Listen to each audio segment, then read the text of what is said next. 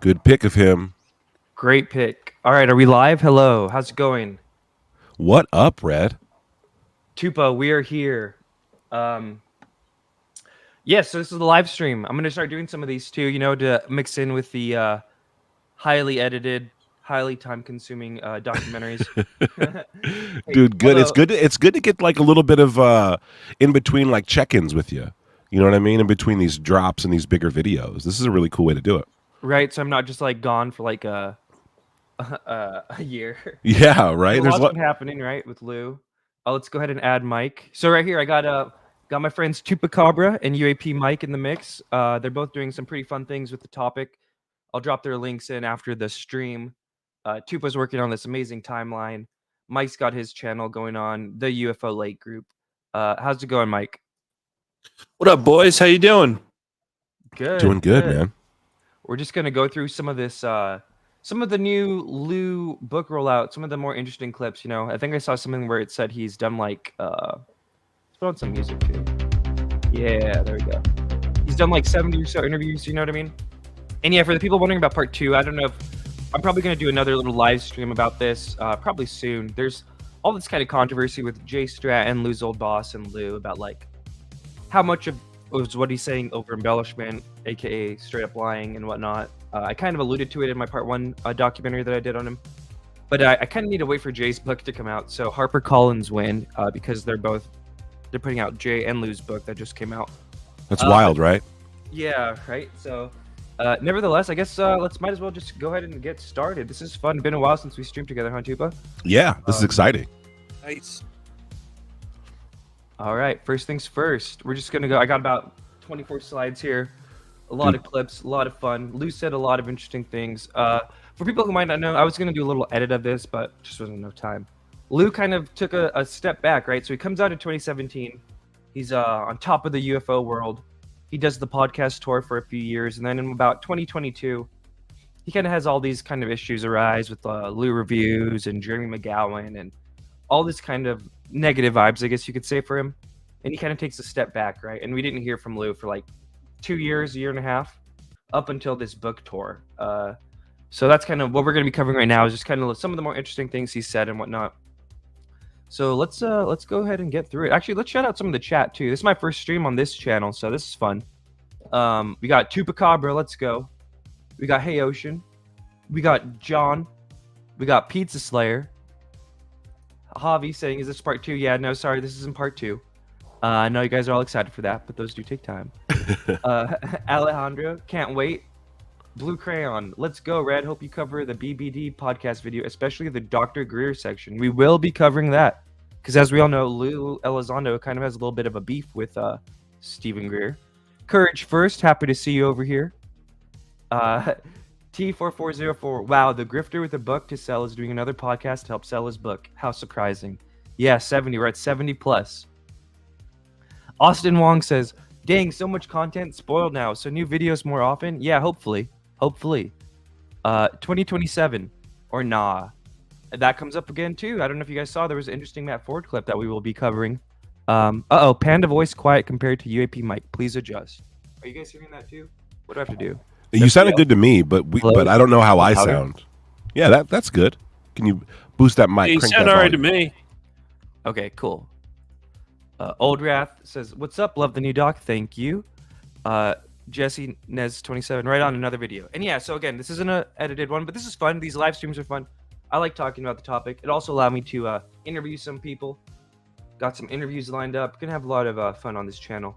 I also have a little backup channel that I'll probably link, that I've been putting like clips and stuff like that and little edits for my long 3-hour documentaries that are really fun and whatnot. Bro, you're talking about a Panda Clips channel? Yeah. Sign me up, dude. Yep. Okay. Let's go ahead and continue. So first things first. Wow. So little shouts out to Tupacabra here. I thought this was pretty cool. This happened today. Let's go. Let's build the hype stream. So there we got friend of the show, Danny Jones, another friend of the show actually, Micheal Masters. They both shown us both love, so that's pretty cool. But they were shouting out Tupacabra's UFO Timeline. So let's watch this clip. Tupacabra, my friend here, has been working really hard on it, and it's coming along great. And it's nice to see him get the proper love and respect for this great undertaking. Let's watch this real quick. Wow, that is so awesome. Yeah, that's it. Yeah, I guess. So yeah, so you can like scroll through. That's the timeline on the top. It shows you like the year that everything happens.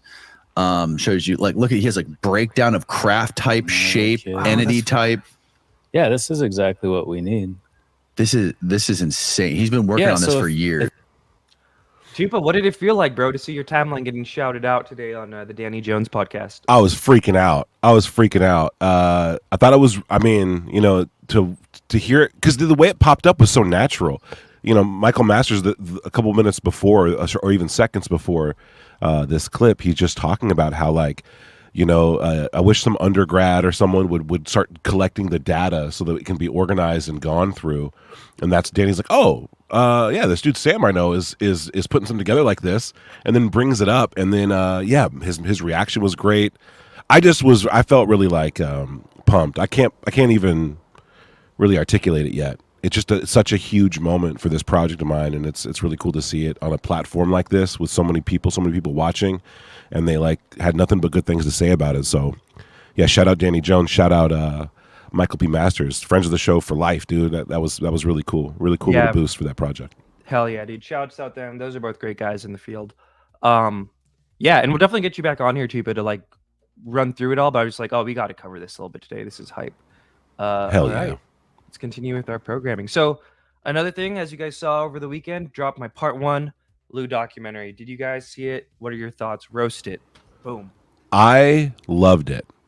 I friggin' loved it so much. Now, like, you know, I didn't know where you were going with it. I wasn't sure, you know, I never saw a rough cut or anything. So just going in, you know what I mean? Raw. I had like some dinner with me and I was just watching and I got sucked into it immediately. I think it's like some of your best work for sure.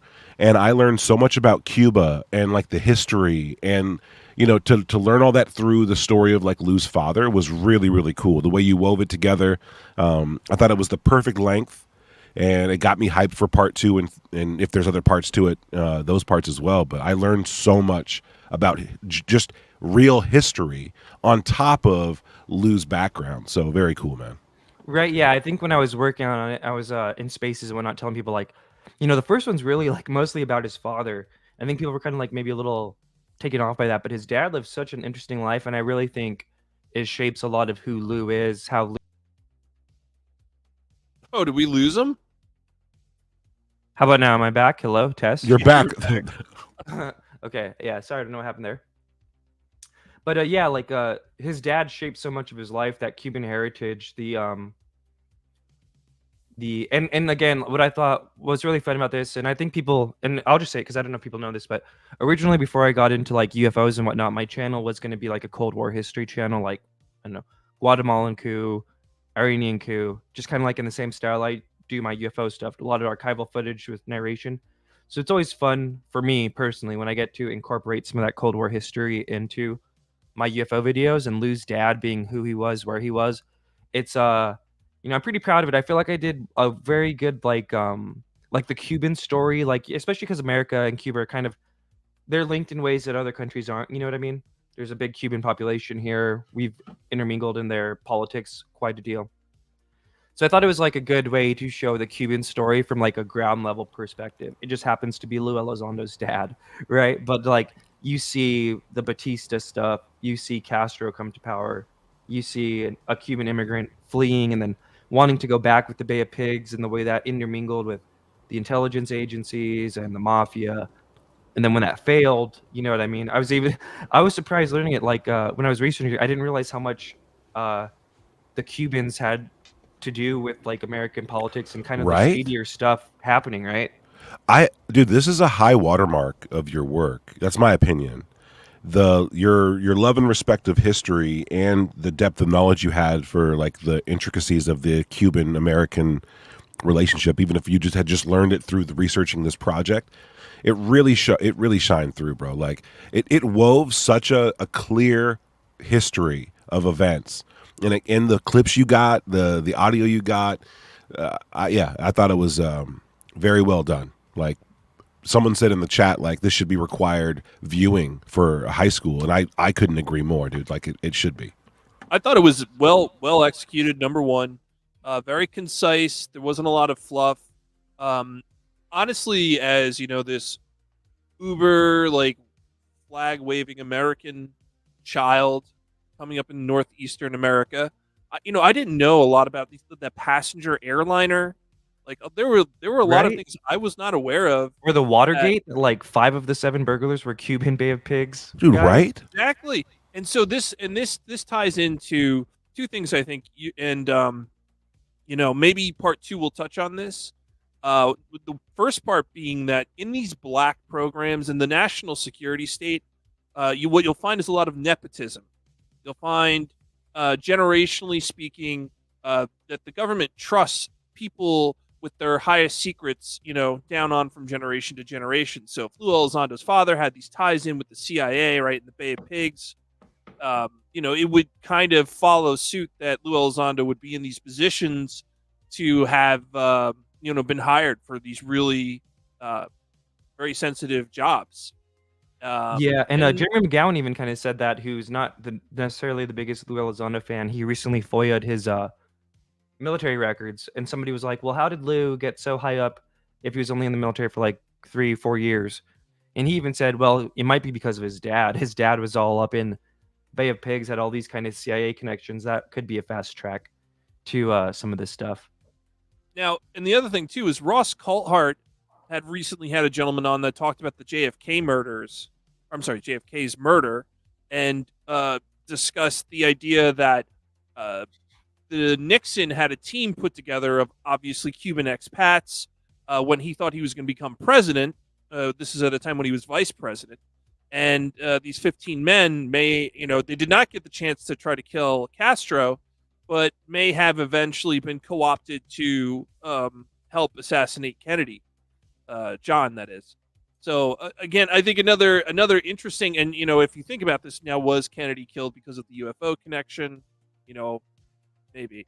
Yeah, and a lot of these fat fingerprints all over it.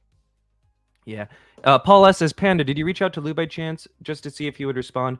I actually didn't. I'll probably reach out to him before like part 2 and part 3, because I don't know if you guys know, like, it's not the happiest ending. It could still be a happy ending, but Lue's kind of done some things in this community that I'm not the biggest fan of, that I think are actually pretty horrible.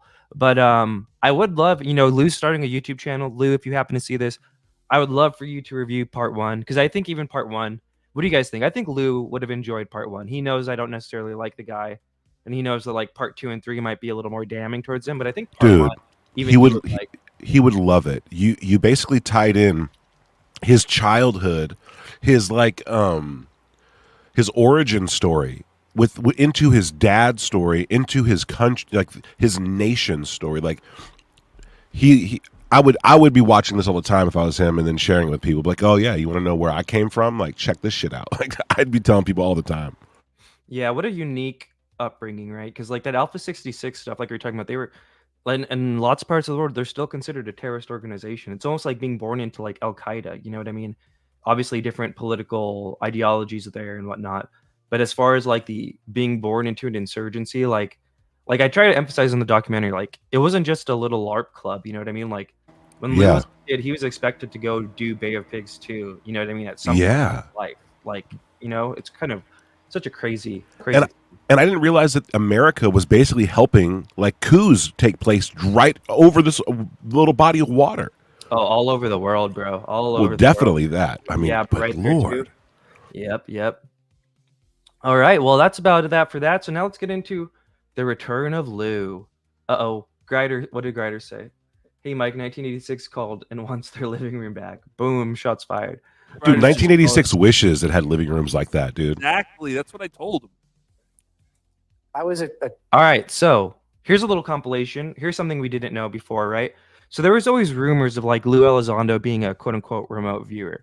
Largely, this comes from, I think, Jeremy McGowan was one of the first people to kind of like put this out there, where Jeremy McGowan is somebody who got close to Lue, and basically he's one of these people you see who get close to Lue and then kind of have all these weird vibes and feelings, and eventually end up backing off of Lue and not liking Lue. But he reported that at some point, Lue basically told him he was a remote viewer and he could like remote view the future for him and whatnot. And at the time, everyone was kind of like, I don't know if I believe this from Jeremy McGowan, but as we show in Lue's book, and we covered, and I actually covered in part 1 even, he was, by his own words, pretty into remote viewing even before the UFO stuff, like a whole decade before. So, Dude, just, McGowan, sorry, McGowan, his like little, I don't know if it says like Medium article. That's one of the first places that it came out that Lue was into remote viewing. I didn't know that. yeah, right, Mike. That's how it went down, right? Because there's always these rumors, but it was he never addressed it. Whenever he would get asked about it, he'd be like, "I don't want to talk about that," kind of thing. Yeah, I think so. That was the first time I had pretty definitively heard he had used remote viewing. And I think Sean or Luke had to come out and say, yeah, whatever if I did. Yeah, so now on this book tour, he wrote it in his book. He's talking about it more, so pretty fascinating to watch. Here's him on NBC. I did a little quick cut of a few of the times he talked about it. So we'll just watch it. A government-trained Let me know if you guys want me to pause it for anything too. spy that had possible psychic abilities and was able to remote view. And I was looking into all this stuff. Like one of the first things I would probably do, especially even if I left the government, was to sit down, use whatever abilities I had to remote view myself into a UFO. Have you done that? No, and frankly, I never said I was a good remote viewer. I was taught early on some techniques by one of the top Army's remote viewers. Wonderful gentleman, very, very gifted. Sadly, I was not that gifted, but it turns out that a lot of people have that capability. And it's really, I think, once you talk to some of the scientists, you realize it's not paranormal like people suggest it is. It's probably just some sort of latent capability that humans have had for a very long time before we really were able to verbalize communication with one another, and it became very sophisticated. Dogs, for example, when they come across and they see each other, there's some sort of nonverbal communication, and some scientists are speculating maybe that's a form of, we call it psychic, but in reality, it's just a normal part of human interactions, and a lot of people can do it. My involvement was only tangential. There's a story you tell of a terrorist suspect, and there was a remote viewing operation done that you were part of. All right, so let's pause it here real quick. This is one of the big things in the book, remember? And I'm gonna upload some of our old streams on. Look at his face right here. But yeah, in his book, That's one of wild. the things he says is that he and a few colleagues at the Pentagon did this like group remote viewing in the lunchroom. He even makes the point of noting that they all had their brown bag lunches, and they all attempted to like group remote view a terrorist. And then that terrorist reported to his lawyer that like right around the same time these 5 dudes were trying to remote view him, he was asleep and his bed was violently shaken by 5 angelic light beings, right? I'm not even like, that's literally what he writes in his book, right? I'm not trying to disparage the guy or anything, but he does write that kind of crazy stuff in his book. And even some of the remote viewers that we know in the community, like Astral and Daz Smith, when they came across this, they're like, what is this? Is this even remote viewing? So it's a little context for that. Unfortunately, Ross is the only one to really ask him about this in his whole 70 podcast tour. No one's really bringing up the remote view a terrorist thing. So here's a little segment about that. Yes, we did an experiment. Probably shouldn't have, but we did. And long story short, it appeared to be very effective. That alleged capability for remote... So yeah, that was his one little throwaway line on that thing. What did you guys think of the remote viewing a terrorist? It's surprising how little it's come up, huh? Yeah, it really is. I think that as far as interviews go, it's a hard place for media to touch while trying to also add credibility to the UFO topic through these interviews with Lue.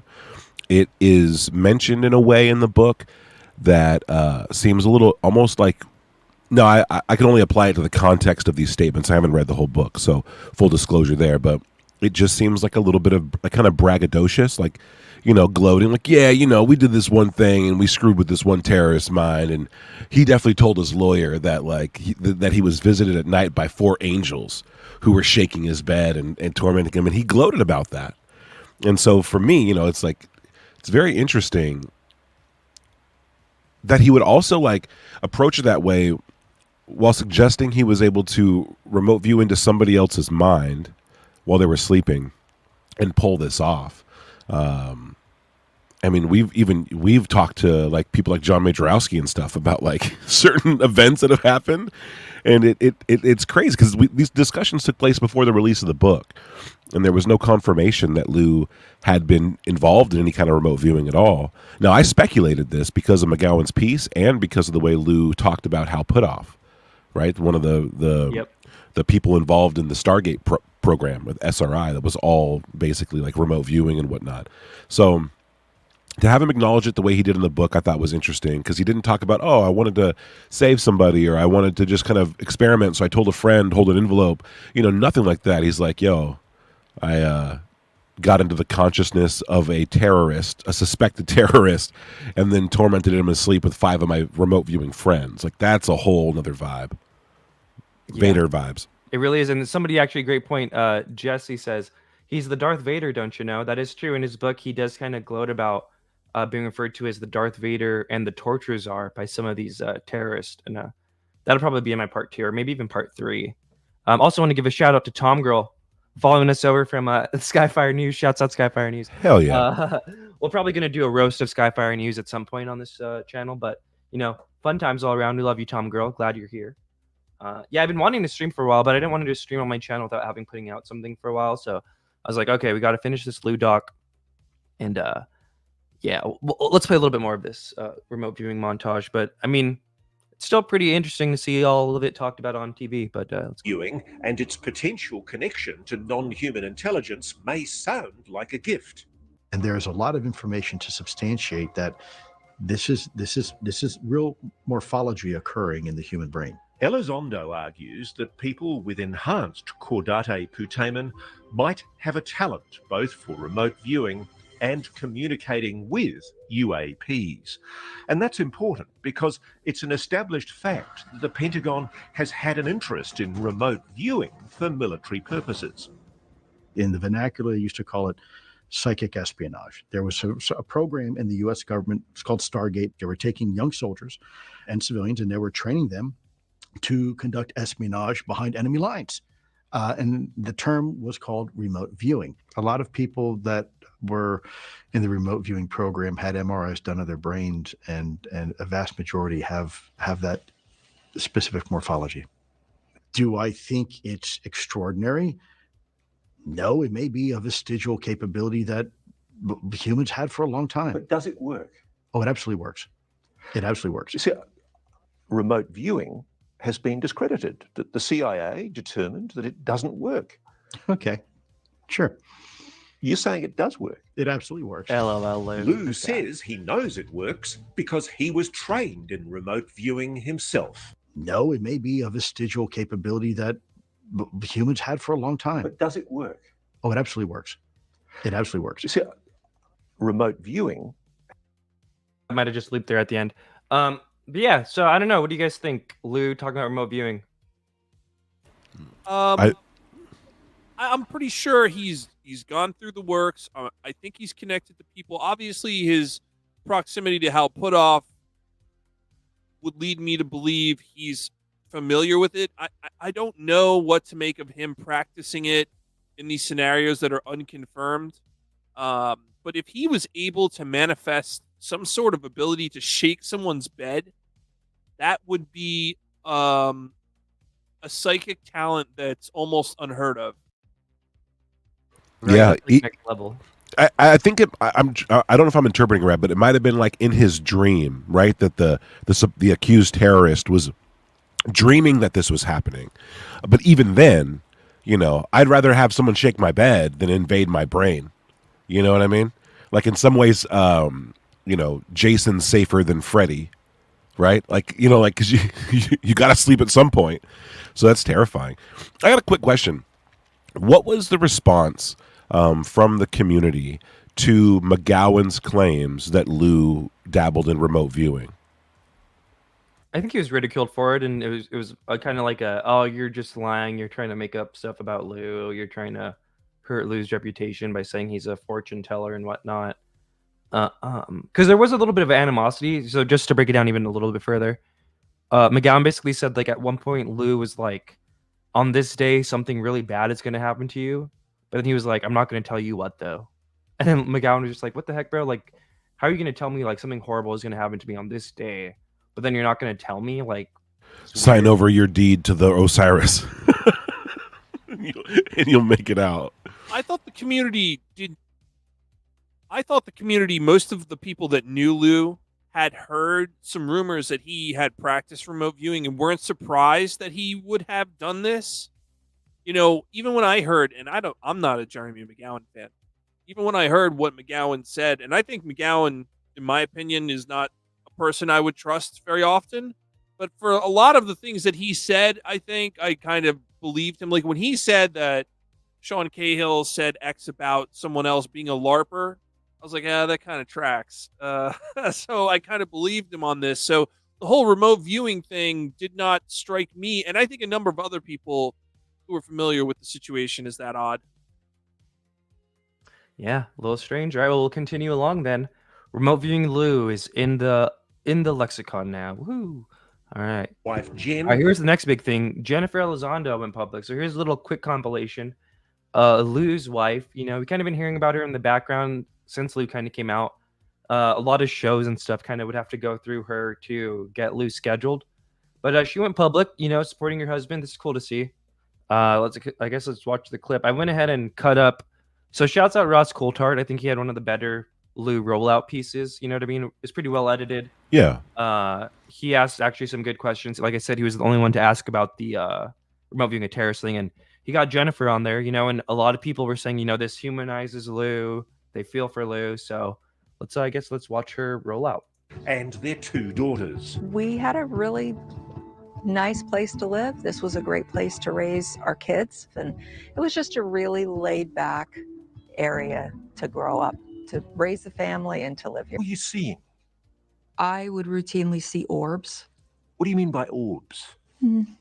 Small little spherical green, lightish green type of color. And I'd be just walking down the hall, and I would just stop, and it would just continue to go right through the wall. So we're talking about the hitchhiker effect. Something had followed Lue home from work. Or by his very nature, yes. So let's pause it there because I do have the theories of everything clip where I think it's actually a little bit. Maybe I'll move it around. I think I can move it around right now, so it comes up next. But what did she mean by that? By his very nature. So either he was followed home because he encountered something at work and it was like, oh, hitchhiker effect, or he's like a special guy that this stuff would come around. Is that what she? I'm trying to figure it out. Yeah, I honestly don't know what she meant by that either. Mike, do you have any thoughts on what she might have meant by that? No, you know, I thought the same thing. I was a little confused by it. Yeah, let's run that back a little bit because this is a pretty big thing too. So yeah, now we have his remote viewing, and also added to the Lue lore, we have that his family basically witnessed orbs for like a 5-year period, once every 2 to 3 weeks. Which, you know, I did move it around now. So the next clip we have Lue talking about it. Some people are calling a question into it. We'll have that discussion when we play the Lue clip, but here we have his wife kind of backing up these orb statements. Let's just run it back. I would routinely see orbs. What do you mean by orbs? Small little spherical green, lightish green type of color. And I'd be just walking down the hall, and I would just stop, and it would just continue to go right through the wall. So we're talking about the hitchhiker effect. Something had followed Lue home from work. Or by his very nature, yes. How did he explain things? Was he able to talk about what was going on? Not well.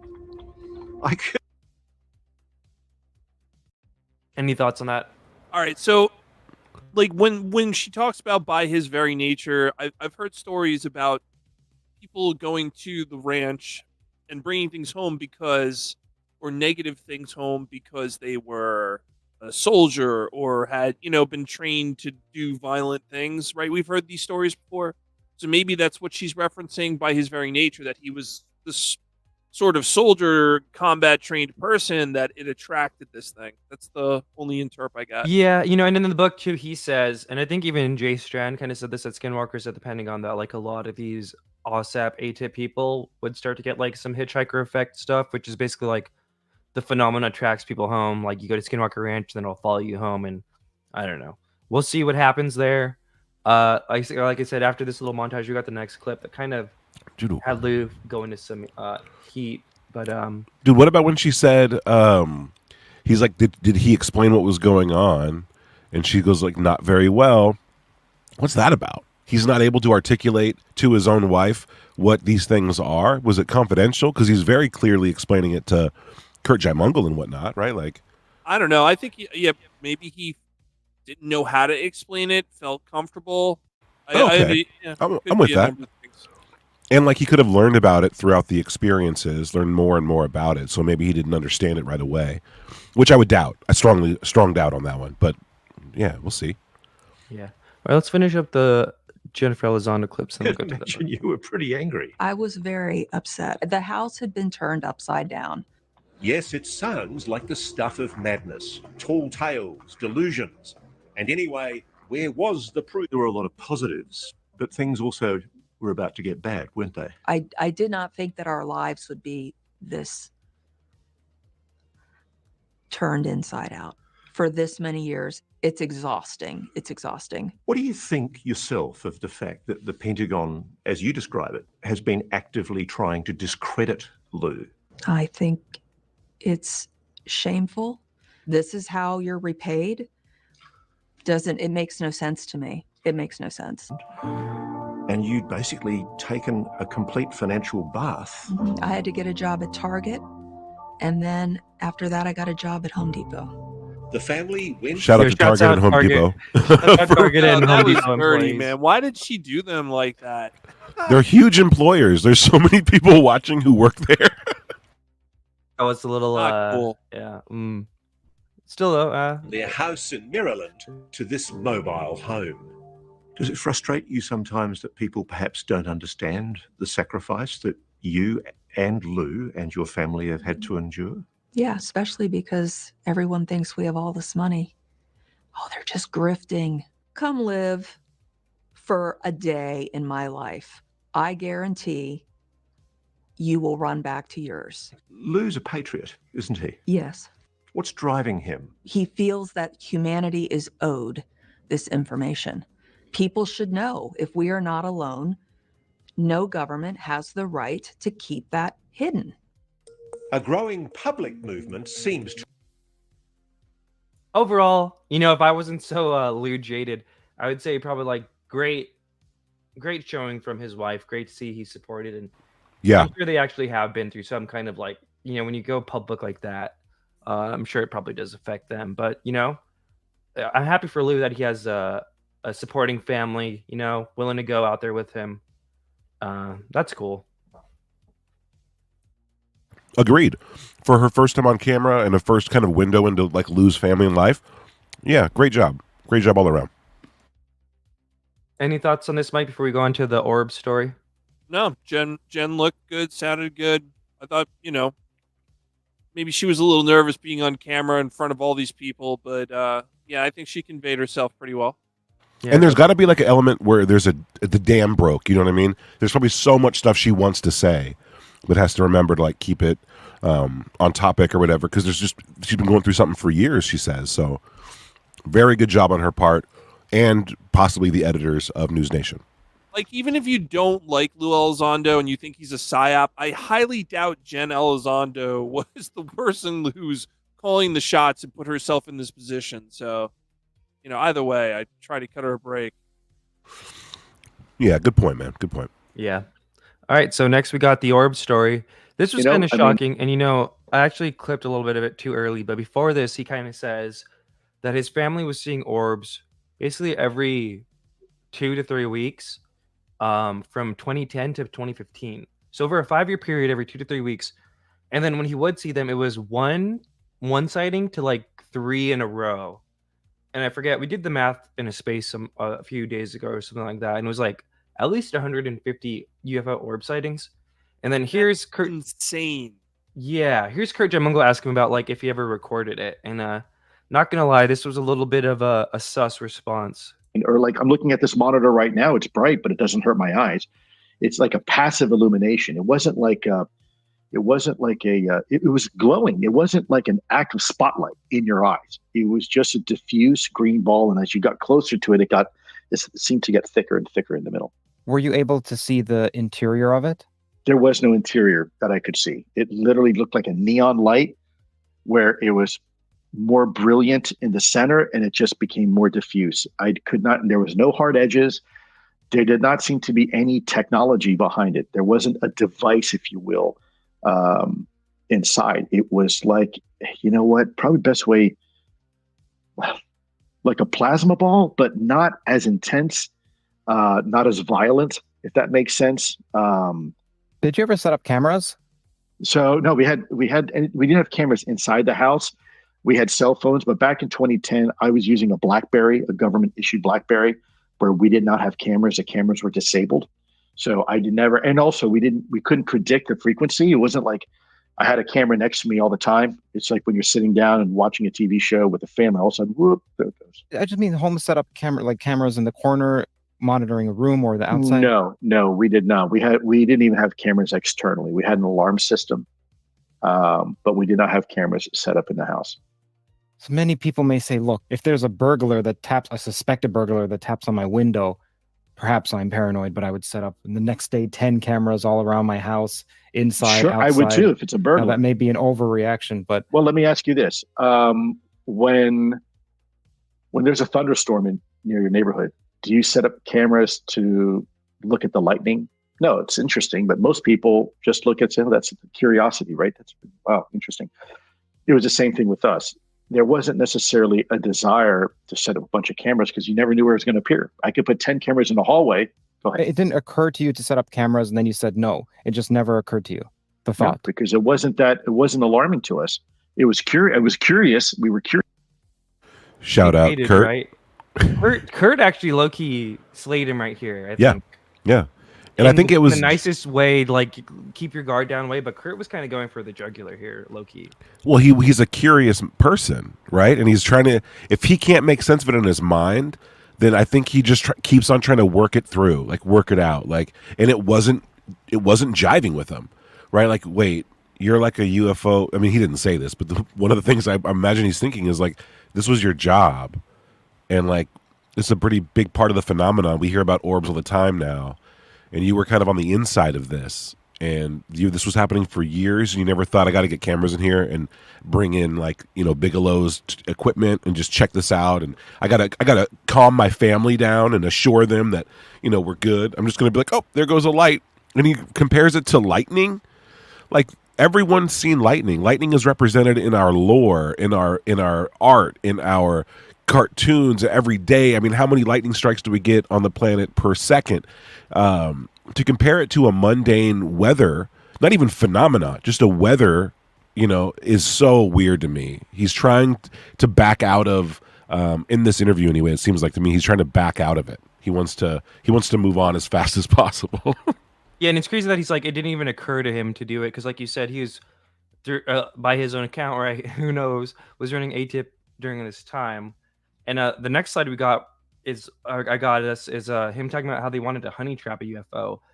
Basically, like, they wanted to get out this whole carrier strike group to like bait a UFO, which would cost like millions of dollars of organizing and moving around of like huge ships, right, with thousands of men on board. But like, we're not going to take photos of the orbs inside our home. And like I said, that clip I cut it a little too early, but when you do the math, by his own account, it would have been somewhere between like 100 and 150 orb UFO sightings over a 5-year period.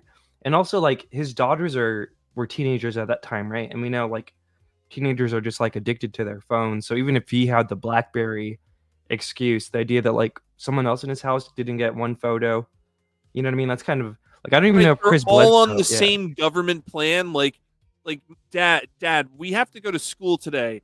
Can we like be able to use our cameras? Like, no, all of your phones don't have cameras. None of the kids' camera phones. Like, I've had, I wasn't in the service, but I've had relatives that were in the service. They were military kids, right? And like cousins. And I had never heard them say like they couldn't have camera phones. Never. And I'm pretty sure they were on military bases in the same period that his kids were. What is this, 2010, right? Something like that? So 2010 to 2015. seems ludicrous that none of these people were able to deploy a camera of any sort, considering that he's like some sort of intelligence, military intelligence person too. You would think this is something they would have thought of. Yeah. Also, shout out Logan Black. He did the AI recreation here of the orb, and it's pretty much as described, right? These like green, almost gelatinous orbs. You know, I think our friend UFO Shane is kind of seeing similar, but his were red. Someone in the chat said something about like these things give people cancer and whatnot. So maybe he didn't want to. Blue orbs can give people cancer, and you want him to poke at it around your kids. Don't be dumb. Maybe, but also like let's just go back here where he's like, I didn't even think to do it. I just find his phrasing pretty faded. Let's watch it again. Monitoring a room or the outside? No, we did not. We didn't even have cameras externally. We had an alarm system, but we did not have cameras set up in the house. So many people may say, look, if there's a burglar that taps, a suspected burglar that taps on my window, perhaps I'm paranoid, but I would set up the next day 10 cameras all around my house, inside, Sure, outside. I would too if it's a burglar. Now, that may be an overreaction, but well, let me ask you this: when there's a thunderstorm near your neighborhood, do you set up cameras to look at the lightning? No, it's interesting, but most people just look at say, oh, that's curiosity, right? That's, wow, interesting. It was the same thing with us. There wasn't necessarily a desire to set up a bunch of cameras because you never knew where it was going to appear. I could put 10 cameras in the hallway. Go ahead. it didn't occur to you to set up cameras, and then you said no. It just never occurred to you, the thought. No, because it wasn't alarming to us. It was. See, that's the important part. It didn't, that whole, like, it never even occurred to him. That's a little fishy. It is, man. Okay, real quick. I had a chatbot bring up the average specs of cell phone cameras in 2010, right? That's 14 years ago. We might not remember. 2010, the iPhone 4 was released in 2010. The resolution of cameras, average resolution of cell phones around that time was 5 to 8 megapixels. Video recording was 720 HD. That was becoming standard. And of course, there was LED flashlights and all that other stuff going on in the mix as well. We had autofocus was becoming more common, digital zoom, white balance. I mean, by the time 2010 rolls around, the iPhone 4, the cameras are pretty good. I mean, the cell phone camera is standard. Even if he suggested that like the BlackBerry that he had at the time didn't have an active camera, I know a lot of people who have work phones also have personal phones. Not every one of them, but a lot of people do. They have multiple phones. So someone in the average household would have had a camera on them at all times. And the idea of like what would be considered now, we have like doorbell cams and whatnot. By 2010, home security was also very common, and people were having decent enough cameras in their house to keep like basic surveillance. So the technology was up to par to have captured something like this, either right out of your pocket or even setting up cameras at the time would have been somewhat standard. So Ryan Blade says, we didn't get anything until 2016 with the Pentagon videos. I feel like we made progress, but we are doubting the people who got the videos released. And I get that sentiment. You know what I mean? I think, you know, for all his faults, I think Lue has done a great job of like getting this topic into the mainstream and whatnot. But I guess I would just counter that with like, how different would this rollout be if he had like a bunch of videos of these orbs in his house? You know what I mean? Well, yeah. And also to Ryan Blades, to the comment, like, even if we made progress from 2016 to now, you know, that's a long time, right? That's like 7 years. We're not doubting the people who released it. He released it 7 years ago. You know what I mean? We're doubting, as far as I know, like we're doubting the way he's repeating the story right now. It doesn't seem to check out. Something's a little weird. Had he come out with these parts of the stories right after in 2017, 2018, I think there might have been less doubt or whatever. But right now, you know, he's not infallible because he released something 7 years ago. Anything could have happened between then and now. I hate hating on an experiencer, though, right? I try not to, in that community, I try not to doubt someone who claims to have experiences. However, I think as we pointed out, that the math is incredible. So I don't doubt that he's had experiences with green orbs. I just don't know that the number of them makes much sense. Maybe there's a little exaggeration or, you know, whatever. But, yeah. Yeah. And I agree with you, Mike. I don't like to question experiencers or grill them, right, and try doubting their experience and making them validate it. But it's just in the way he's retelling it and the facts. Something is a little off. And I think, I'm not sure, and I don't know if you have this clip ready, but Julian Dory came into a Spaces a couple days ago, right after having interviewed Elizondo himself. And, he had nothing but great things to say about Elizondo and the conversation. But he did say that orb story did come up, and it was the only thing he thought of, right? Or that had him kind of second guessing something.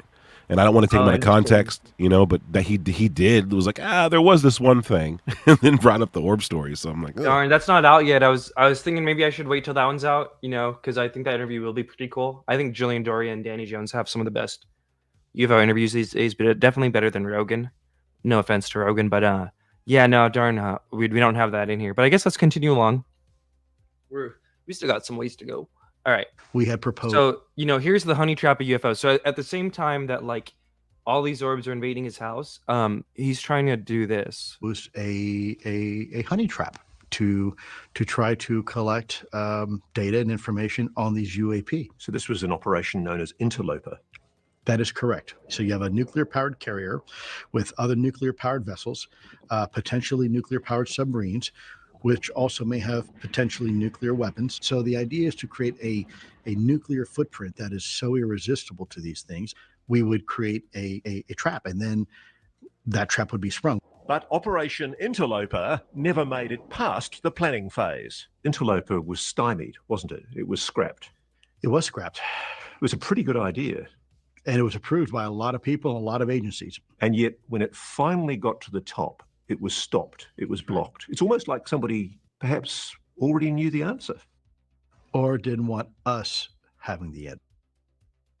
So, you hear about this UFO nuclear connection, which I personally do believe there's a lot of people say a lot of that stuff's debunked. I think there's a clear UFO nuclear connection. So, not a bad idea, right? If you're going to try and bait them, let's get what did he say? Let's make the nuclear footprint so irresistible to these things. Not necessarily a bad idea. I just find it interesting that while this planning is going on, and then he's not filming the orbs at his own home. But I don't know. What do you thought? I hate how obvious Ross Coulthart is here, because just based on the edited clip, I wouldn't have come to that conclusion. It's almost like someone doesn't want, the answer or whatever, or someone already knows the answer. I don't think that's not what I got out of that. He was kind of leading this, right? It's almost like he knows what Lue's interpretation or Lue's guess is as to why Operation Interloper never took place. Yeah, I feel like Ross knew something and he was trying to lead Lue into it. Yeah, yep. All right, let's move along. Because he wrote about that in the book, and I don't remember him talking about that during his first rollout, this whole beta nuke thing. What do we got next? Let's see. Oh, this is interesting. He went on Rogan. I thought the Rogan appearance, by the way, was actually pretty fire. I thought their chemistry was good. I have my Tom DeLonge videos, and I still have PTSD from the Tom DeLonge Rogan interview. And we all do.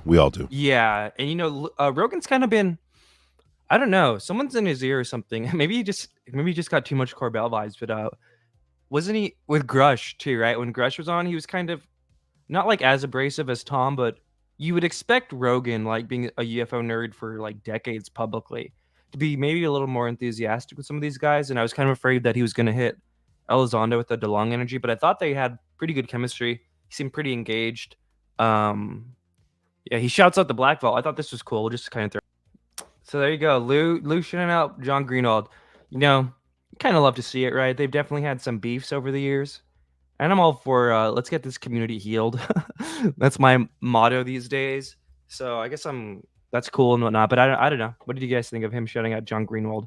He had his lawyer threaten to sue him, when he was stepping off the stage 2 years ago at Elizondo, by the way. And there's definitely been a lot of poop slung. I'd say maybe both directions. Yeah, dude. I think I see that as a highly motivated move. I do too, personally. I think some of the lawyer posturing might be done on Lue's behalf. I don't know that Lue necessarily sicks his lawyer. I was thinking about one of his lawyers. Now, I'm not saying that's in all cases, but I remember one case where the lawyer was on Twitter and had some exchange with Greenwald, And I think deep down, it's almost like giving a shout out to your haters. That's what I feel like he's doing here. Even though he does like John Greenwald, he's just giving a shout out to a hater in his book. I think he's trying to like entice a potential ally in a time when his allies are fleeting him. But again, I hate to be all malicious about it. I'm for the unity. If that was a genuine olive branch of like, hey, let's move past all that kind of stuff that happened a few years ago and let's all get on team disclosure. Why not? I just can't help but feel like there's a little bit of a more calculated motive behind it. Greenwald can't wait for Stratton's book, right? That's the big thing. Yeah, and I think we're gonna, like I said, we're gonna have a whole episode about this Stratton Elizondo thing. Probably, like that one's already ready to go. That's the beauty of these live streams is I could whip these out way faster than I could my 1,000 cut edit documentaries.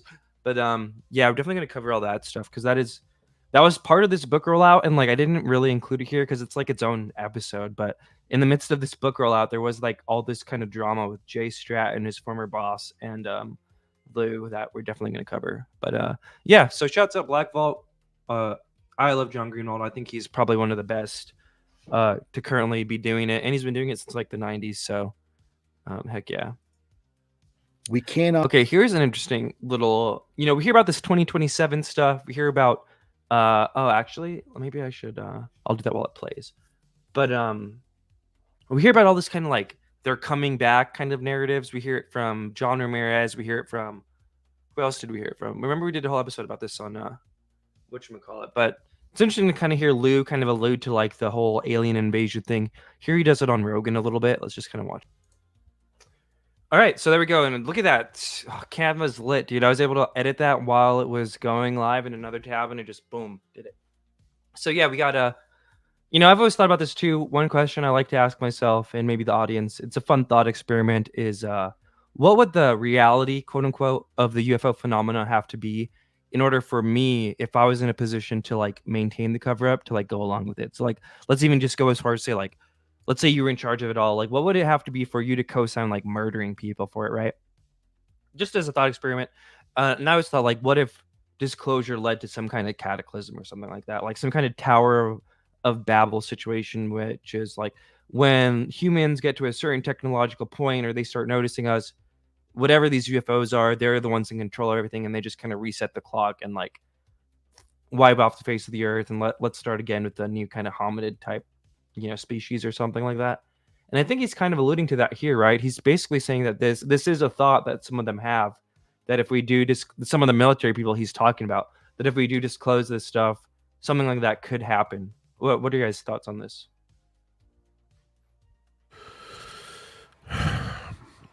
I'm still kind of honestly shocked that he's running this faceless bureaucrat account and making these like these threat things. You know what I mean? Yeah, so let's bring that up too. So actually, Tuba, go for it. Who's faceless bureaucrat? And what's being said here?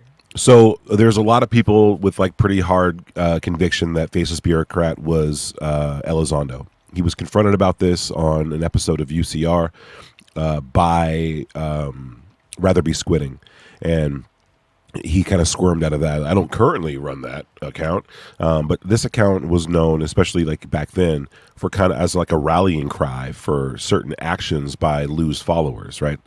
And these weird cryptic things would come out. So this one, December 23rd, 2021, 7 more years, folks. Enjoy yourselves while you can. LMAO. Like, that's so cryptic and haunting. And, it implies, number one, the threat narrative. Number two, he knows when, like the date, and this like sense of like everyone else is kind of ignorant to the facts kind of thing. And I think it's just a strange thing to declare from a sock puppet. And a lot of people seem to know, that it was Lue. There was a lot of like Lue's followers that seemed to know this account was Lue's. The way they addressed each other, the way they would address faceless bureaucrat online, like, yes, sir. Thank you for your help, sir. Just really weird. Mike was one of those for a while there, right? Mike, you were one of the little inside boys who knew it was Lue and interacting with Lue's sock puppet account. I knew it was Lue. And I don't think that was not like a big secret. Kind of an open secret. Yeah, but I never DM'd or anything with that account or with Lue ever. So I would. I know someone who did DM with Faceless Bureaucrat. Anyone we might know? Yeah, someone I know very well. Very, very, very well. So what do you think, Mike? I think I've heard you talk about this whole thing of the concept that maybe disclosure leads to some kind of like mass either sighting or some kind of, if we do this, the NHI, whatever's behind these UFOs, is going to do this action that could be drastic. What are your thoughts here? I feel like there is some sort of, I don't know, a timeline of some sort. I'm not saying it's not an alien timeline. I feel like it's maybe some DOD timeline that they have to release information of some sort, or a narrative of some kind that they need to put down. I don't know why, but it's possible. Jason Sand said this too, and I'm definitely going to stream that 2027 episode on here because there was a lot of good info in there. But there's this new narrative too that I've been hearing that like there's the agreement, this kind of like 70 years after Roswell or whatever, that some of these NHI are going to come back and take the tech that people have been working on. I have no idea about that, but I just kind of thought of that. Lue also kind of alludes to it again on friend of the show, now the Good Trouble show. It comes up again, this kind of idea of something imminent. You know what I mean? And also his book's titled Imminent, right? Something imminent happening. Let's see what he says here. Friend of the show, Matt Ford. There have been some significant rumors of events regarding UAP that may occur within, like 10 years or so. I don't know if it's something coming or a natural disaster. You hear of something big coming down the pike. Have you heard of these claims? And if so, do you have any idea what it may be? Yes, I've heard of them. Yes, I'm aware of them, and I'm not able to have that conversation. Got it. It's not my conversation to have, but I am aware of it. In terms of dude, this bugs me so much because for those who don't know, Matt Ford and Lue Elizondo are two of a very short list of people involved in a company called the UAP Disclosure Fund. Not only that, but Lue talks to Matt Ford and has Matt Ford read off personal messages from Lue to the community on his show often. To think that Matt is asking this for the first time to Lue, or that Lue's never told Matt Ford behind closed doors, is goofy as hell to me. It's goofy, and it's like this act they're putting on right now that they've never had this conversation. Like, it seems almost like it was, not only did they have the conversation, they knew how they would approach this question live, right? He didn't just spring this on them live. Oh yeah, for sure. So it's weird they're playing. But again, dumb. they're trying to get this messaging out. What do you think? Is it BS, or we do hear these things about this imminent invasion or whatever? What do you guys think? Is this just to sell a book to get people scared? I think it's to, this is my knee-jerk reaction, it is to sell a book, and it's to get people on Lue's side. The threat narrative, if he's the only one with answers, is so that people can show, oh my God, something's coming? This guy's saying something's coming. So Lue, like, what's going on? Like, now more people look up to Lue because he's creating a threat narrative saying that there's an imminent time frame and that he knows a lot, but he can't say a lot. So that's going to get more people on his side just to ask the question, just to get clarification. And it seems like they're amping it up. They're amping up the existence of knowledge about this event. They're amping up Lue's perceived kind of like authority on the idea, on the topic, and Matt Ford is pretending to be ignorant of it and playing the straight guy, and he needs to adjust the lighting and get some orange gels in that place because he's looking a little pale these days, Matt. Yeah, he's just throwing batting practice to these guys, but it doesn't mean that there isn't something there. I don't know. I can understand the interpretation that they're doing something just nefarious, but maybe there is something legitimate on that in this timeline that they're laying out that is worthy of note. I don't know. I'm with it too, bro. There's something, I don't know. There seems to be, I've heard rumors too that like 3-body problem was like part of Chinese disclosure or whatever. And I actually did have a sick video with my friend Megan, although YouTube copyright struck the hell out of it. So only a few people probably saw it. Guy from Gaia, the CIA guy that's Oh yeah, but real quick, like in 3-body problem, there's this kind of thing of kind of like an imminent invasion coming too, and I don't know. I just kind of I do think about it. Maybe but dude, like, right.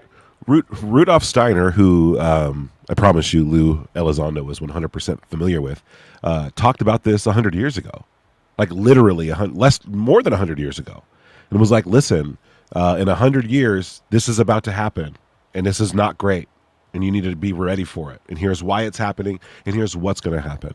So, you know, if we spread out our sources of this information, something is going on, but it's already explained. And I bring that up. I know that Steiner is kind of like not an occultist, but a theosophist and spiritual scientist. But the symbology used in these old Hermetic, esoteric kind of mystery schools is something that Lue Elizondo is very familiar with. He, in fact, drew some of these symbols on interviews and has referenced stuff like this. And he's involved in not only businesses, but like think tanks and social groups with people like Gary Nolan and Jacques Vallée, and they all believe the same thing. So I don't know. I think I love the three-body problem reference, right? That there might be a world, government kind of knowledge that something is going down, but the governments know what it is. They really have a full grasp on it. My biggest fear is that they're trying to put a new spin on an older idea, and they're like, trying to basically capitalize on the ignorance of that older idea. But maybe that's just me. All right. Well, I guess we'll find out. Hopefully, yeah, right. 28 will be lit. I'm sure you're aware of the Bob Lazar Oh, story. here was this one got a lot of people like, what the heck? Bob Lazar. Let's see. Story. I'm aware. I don't.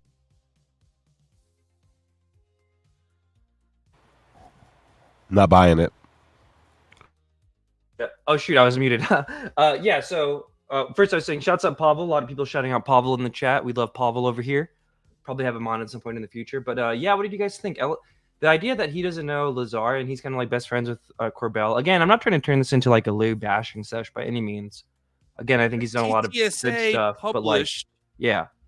TTSA published Lazar's biography. I don't know if Elizondo was part of the organization at that point, but it seems strange to me that he wouldn't be aware, as like a pretty senior part of that organization, that they weren't publishing this guy's book.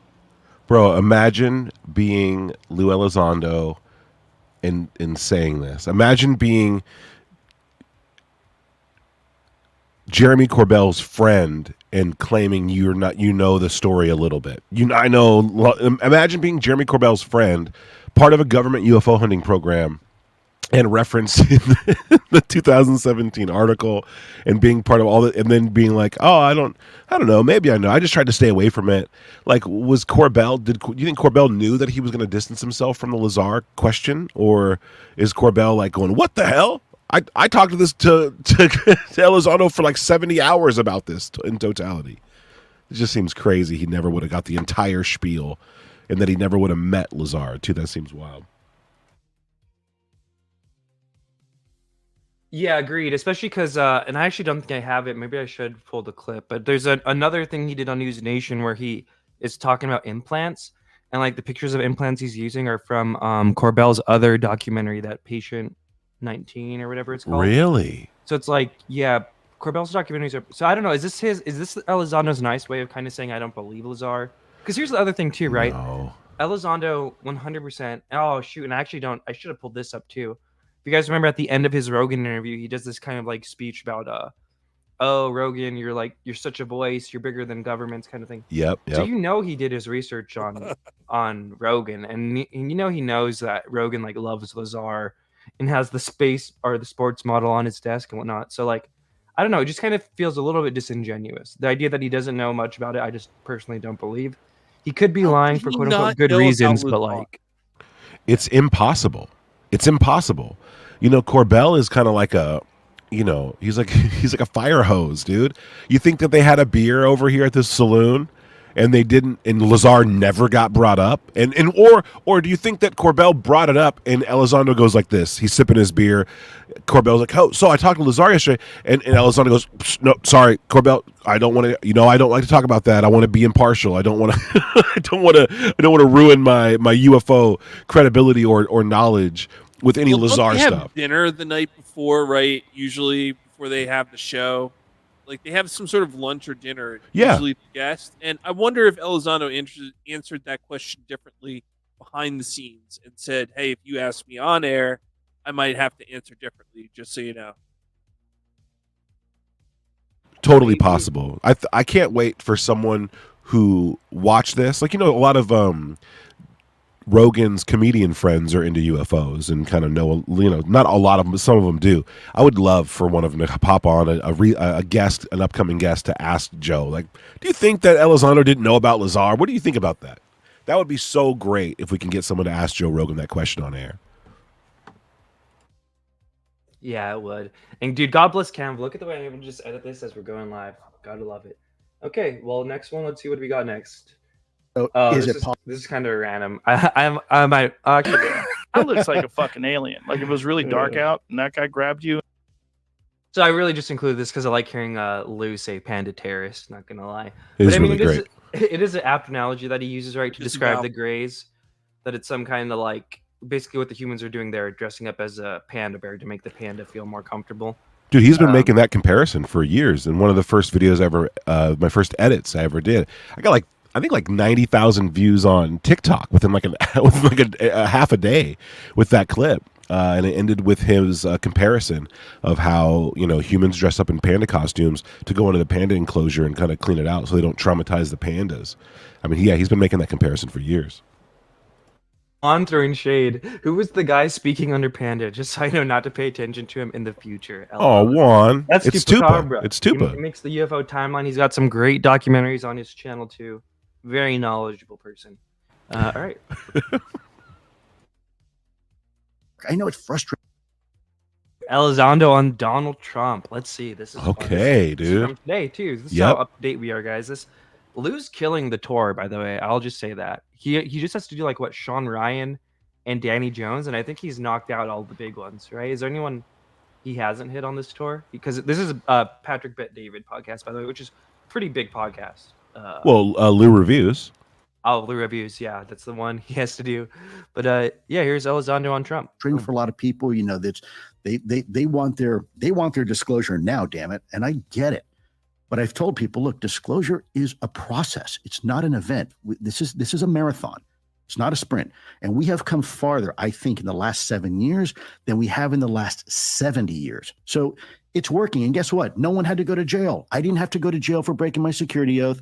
Congress is now engaged. You now have an organization, the executive branch. You now have, for example, former President Donald Trump saying for the record, if he were to get elected, he would actually consider releasing the UFO files, right? That's holy smokes. You have a president saying that for the record just last week.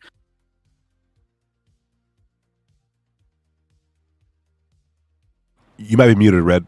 Oh, shoot. Yeah. So what do you guys think of this? I'm going to try and find the clip he's referencing really quick if I can. I think it's pretty interesting, but I don't know it's going to do much for him, do much for Trump's base.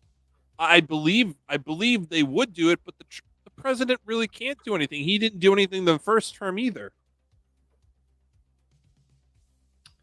That's fair, but also there is kind of something different with like the whole shoot. Should I pull up that one clip about JFK that I love so much? I don't know, maybe. I get what you're saying though, for sure, right? He didn't do it the first time around. Why would he do it the second time around? But I don't know. He did speak about it recently. Damn it. Where is this thing at? Tupa Riff. Juan said Tupa seems to be shitting on everyone. I did not shit on Kurt Jamungal. So, you know what? Fact checked. All right. Debunked, Juan. Debunked.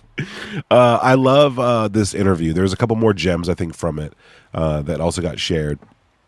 And dude, could Trump release the data if he didn't release the first time? I'll say this, like post assassination attempt Trump just might. Maybe, yeah. And do I have this Lex clip up? I can't really see the screen. Assassinations. Can you guys see this Lex Friedman clip on the screen right now? Yeah, we see Lex's black tie. People are very interested in footage of UFOs. The Pentagon has released a few videos, and there's been anecdotal reports from fighter pilots. So a lot of people want to know, will you help push the Pentagon to release more footage, which a lot of people claim is available. Oh yeah, sure, I'll do that. I would do that. I'd love to do that. I have to do that. But they also are pushing me on Kennedy. And I did release a lot, but I had people come to me and beg me not to do it. But I'll be doing that very early on. But I would do that. A lot of people are very interested. All right, so yeah, that is a pretty interesting clip there, huh? Yes, powerful clip. Thank you, Lex. And I'm just gonna find that one clip because I do love it. We'd always play it on Skyfire because he makes the comparison to Kennedy there too. You're right. I never thought about that. We've had to use two different clips, or clips of other people comparing them. Right? There's the Tucker Carlson and Joe Rogan, and then there's the Judge Napolitano talking about JFK. But here, Trump does it himself. He goes from UFOs to Kennedy. Yep. All right, here we go. I think I got it up right. Yep, here we go. With President Trump in the White House, he called me a lot. And this is after January 6th, so it's 2 weeks before, or a week before he's leaving office. He wanted to run past me the names of people he was going to pardon and sentences he was going to commute. He wanted my opinion on them. Some of them I knew. I said, "How you doing?" He said, "Not too well," and he went off into a tangent about what he thought happened with the election. I said, "You made a promise to the public many times and to me privately that you haven't kept." What? I'll take care of it right now. I said, "You promised you would release the records of the JFK assassination." He said to me, "Judge, if they showed you what they showed me, you wouldn't have released it either." And I said, "Who's they and what did they show you?"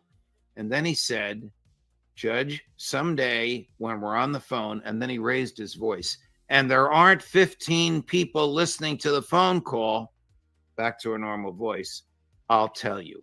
Oh my God. I mean, this makes it sound even worse. Who are they? Probably somebody in the intelligence community. What did they show him? JFK's brains blown out?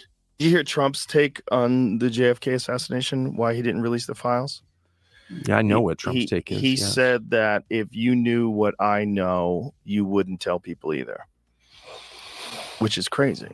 Well, what and does that mean? That's his position on the UAP thing as well. Yeah, actually. And that's a lot of people's position on it. I mean, Trump is saying, of course, the CIA had knowledge of it. That is known.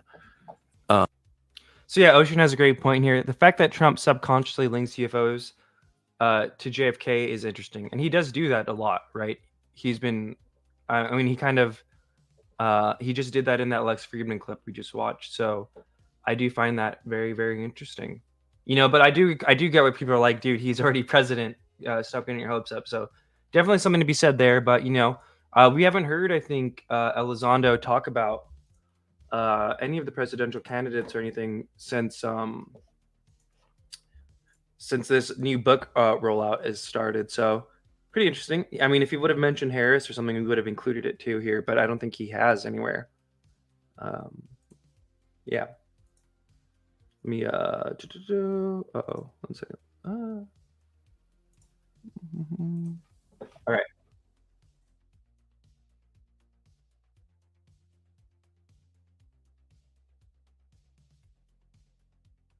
An event.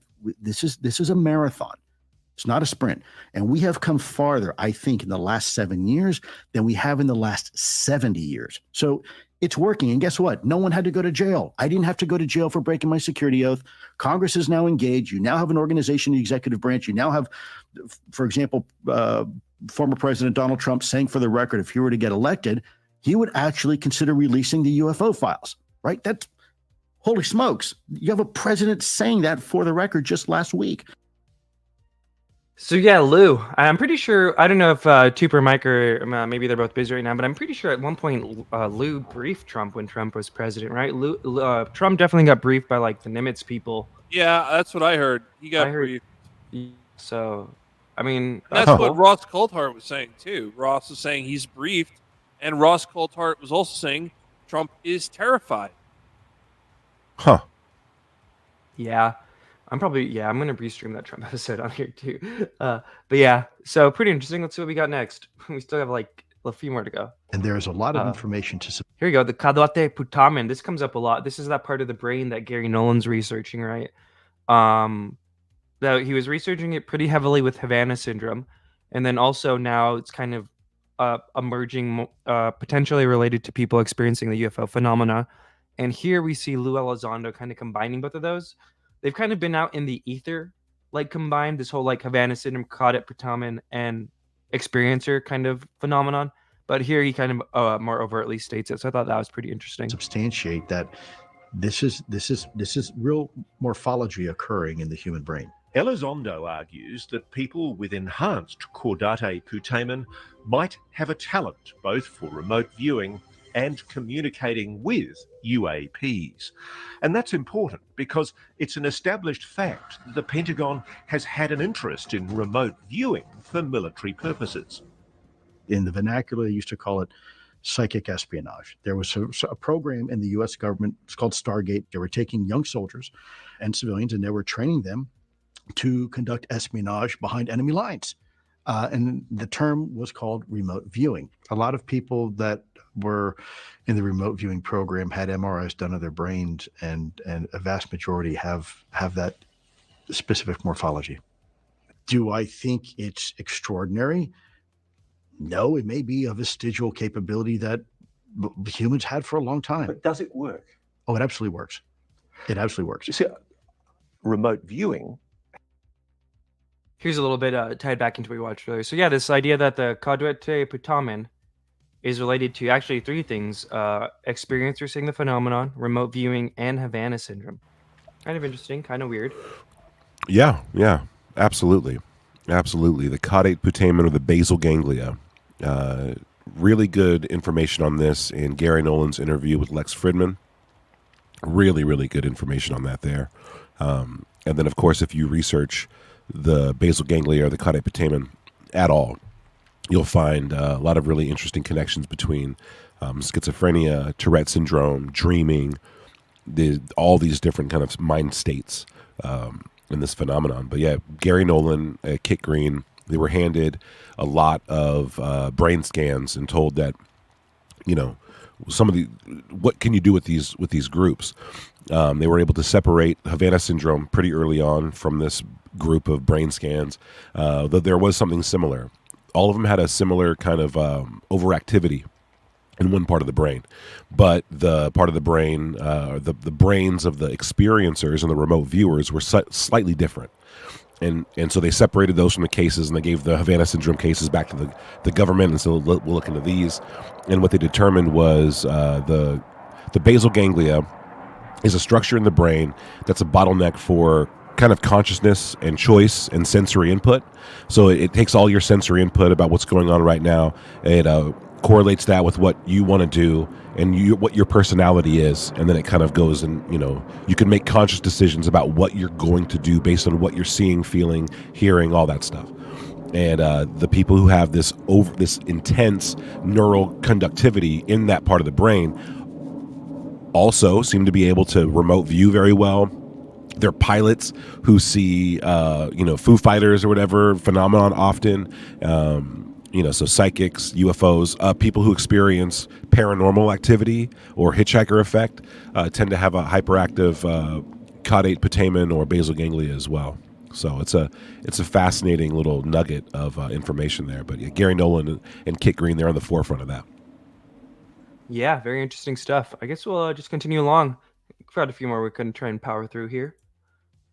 So Okay, I thought this was fun. This is just a little fun. When people want to call me a Lue hater, I'm not a total Lue hater. This was 23 questions in 3 minutes. I thought this was I thought we learned a lot about Lue, not necessarily UFO stuff, but just like who he is, and it's nice to see him having fun. I thought this guy did a good job with this little interview here, and I did get a few signed copies of Imminent, by the way. Had to.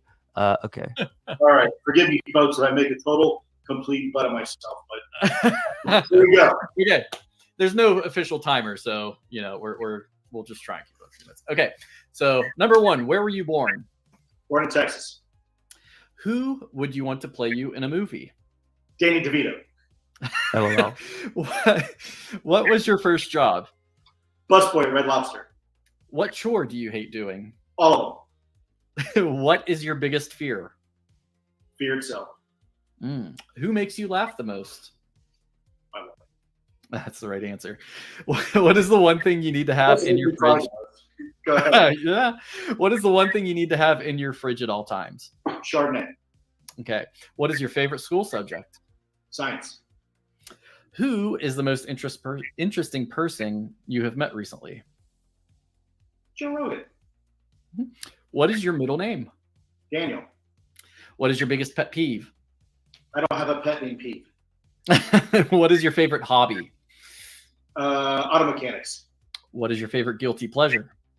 Go back to the Chardonnay. Do you have any hidden talents?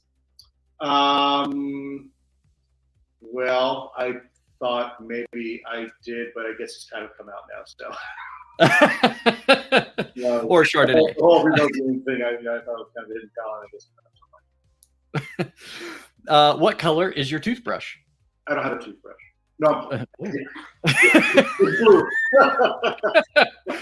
What is your pet's name? Or in your case, you said you have, 4 pets? 4. Okay. Cassima, Sergeant, Hercules, and Paris. Oh, great. What is your favorite word? Word? Word. Supercalifragilisticexpialidocious. What is the last album you bought or streamed? It'd have to probably be the entire CD of The Good and the Bad and the Ugly soundtrack. Oh, good one. What is the last gift you gave? Thanks for my daughter, so she could keep her pet German Shepherd corral. Which is behind you, and it looks beautiful, correct? Actually, what cause is dear to your heart? I think we might know the answer to this. What is your greatest achievement? My daughters. Where do you want to go that you have never been? I'm dying to go on a European river cruise. I'm with you, man. There, look, put me as the busboy. Put me in the engine room. I don't care. I'm dying to do one of those. I'll come with you. That's one of mine too. Okay, so that was 22 questions.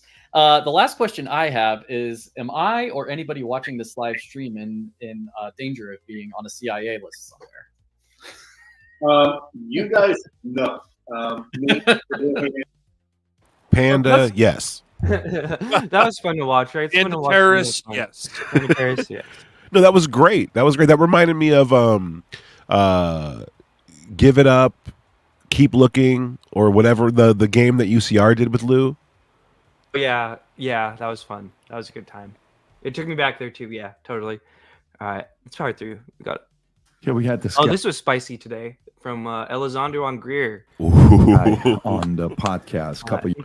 I don't ever usually have an opinion on anybody. Okay, push him back, and he was saying this is what happened, and YouTube didn't want that to stay up. It was taken down.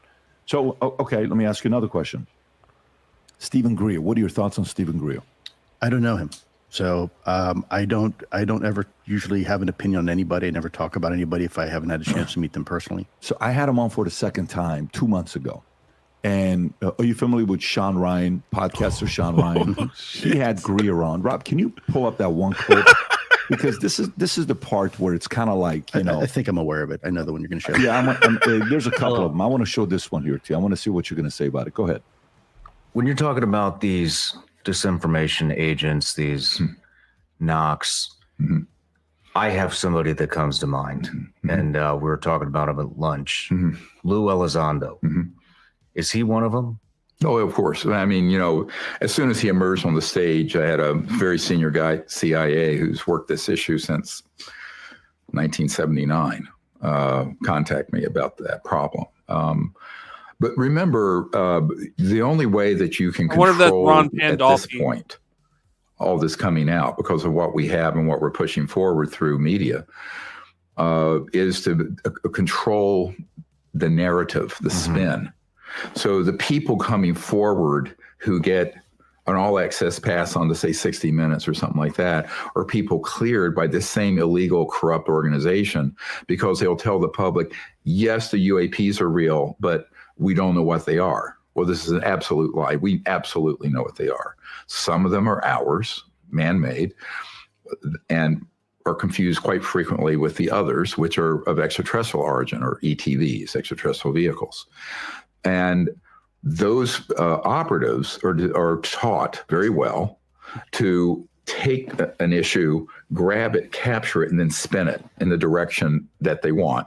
Now, the direction they want is endless ambiguity. Gee, we don't know what they are. We don't know what they are. It's nonsense. We've proven what they are. Well, I have 755 whistleblowers.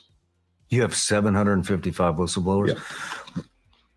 I mean, this archive is unbelievable. You had mentioned that you. What do you think about what he says? Because, well, where are the whistleblowers? And I'll tell you, isn't he the same guy they wrote an article about, if I'm not mistaken, who apparently was accused of taking people on a tour and then paying some dude to pay, like $500 to drop flares out of a Cessna? Is that the same guy? I don't know that. I think there was an article. We can. I think it was done by the Debrief. Oh, shocking! The Debrief did a hit piece on Greer. Oh, weird. Lou knows to reference it. Isn't that funny how it works out like that all the time? Yeah. So I mean, what do you think? He didn't respond to the question. He said he's instead of responding to the claims and the statements Greer made, he instead slandered Greer. Right? Oh, I don't know. Isn't it the same guy that did this dubious thing? It was reported by, I don't know, someone I'm very closely involved with, the Debrief. Very strange. Very strange defensive way to respond to that. I would have been like, yeah, Greer doesn't know what he's talking about. I'm not someone to be warned about. I'm over here trying to help out. I don't know what Greer's on. That's his own thing. And Sean Ryan, he's welcome to have his own opinion about me, but I'm here for all the right reasons. I want to say that. He didn't, it's such an easy response. But instead, he went into to throw more mud at Greer. Very interesting choice. That is a good point. He wasn't like, no, I'm not a disinfo agent, like he said. He's like, that guy's isn't that the guy? What? Imagine if these guys teamed up against for disclosure. How powerful would that be? It'd be so powerful. It would be like that movie Twins. Lue Elizondo was always going to be the enemy of Greer. Really? Yeah, I mean, Greer always had the false flag narrative coming, and yeah, I mean, here we kind of see some kind of narrative. I don't know what it is, but well, all of Elizondo's like imminent invasion talk is kind of, I feel like, kind of feeding into the Greer talking points of like this dude's like Lil Pop-Tart would say. The fear narrative, the threat narrative. But, I mean, look at Colaris, man. Lou did talk about Colaris in his video, and I have my video series on it. There's definitely some UFOs that are not all, like, love and light. Yeah, I guess we'll just continue along here. We do have a few more, but this is a pretty interesting little spicy thing to do. Lou, there are forces, powerful forces, that don't want this story told. Oh, yeah. And they'll go to great lengths to keep it a secret. Look what happened to poor Dave. I worked with Dave at Space Force. I don't know if that's public knowledge, but I'll say it. What the hell? He and I were working the UAP topic for Space Force for a very good man, a senior guy, very senior guy, by the way. And this was all in the open. So I mean, this was acknowledged at the time. And he did the right thing. A lot of our servicemen and women suffer deeply from PTSD. And until recently, we were always told, it can affect your security clearance. Don't seek psychological help. And then something happened. Somebody who I respected quite a bit, and thankfully it was General Clapper when he became the DNI. He said, we're not going to hold our men and women anymore responsible if they go and seek mental counseling and they self-referral because of PTSD, the horrible things that they have to endure in combat. They should not be penalized from their security clearance, right? So what happened with Dave Grusch when he did the right thing? He did exactly what he was supposed to do. Some nitnoid reporter gets information from none other than who? Two people from inside the government to say, Dave had counseling. Well, wait a minute. That's exactly what you want someone to do if they need it, because the suicide rate for our men and women in uniform is through the roof.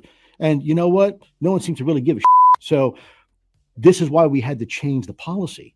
So for David doing the right thing, the very first thing he does within 24 hours, they start seeding dissension and they start misinformation and trying to question his loyalty and his credibility. David Grusch is a patriot. And in my book, he's a damn fine human being and a hero for what he did. And what was his reward from that? What was his reward for that? immediately the antibodies came out and they tried to discredit him, just like they tried to do me, just like they try to do anybody else who comes out and steps out of rank. Very interesting clip there. You know, say one's inside the government. Just saying. Just saying. Also, take note every time they say antibodies. There's some of these words that pop up amongst this like disclosure crowd that it's all coming from the same source.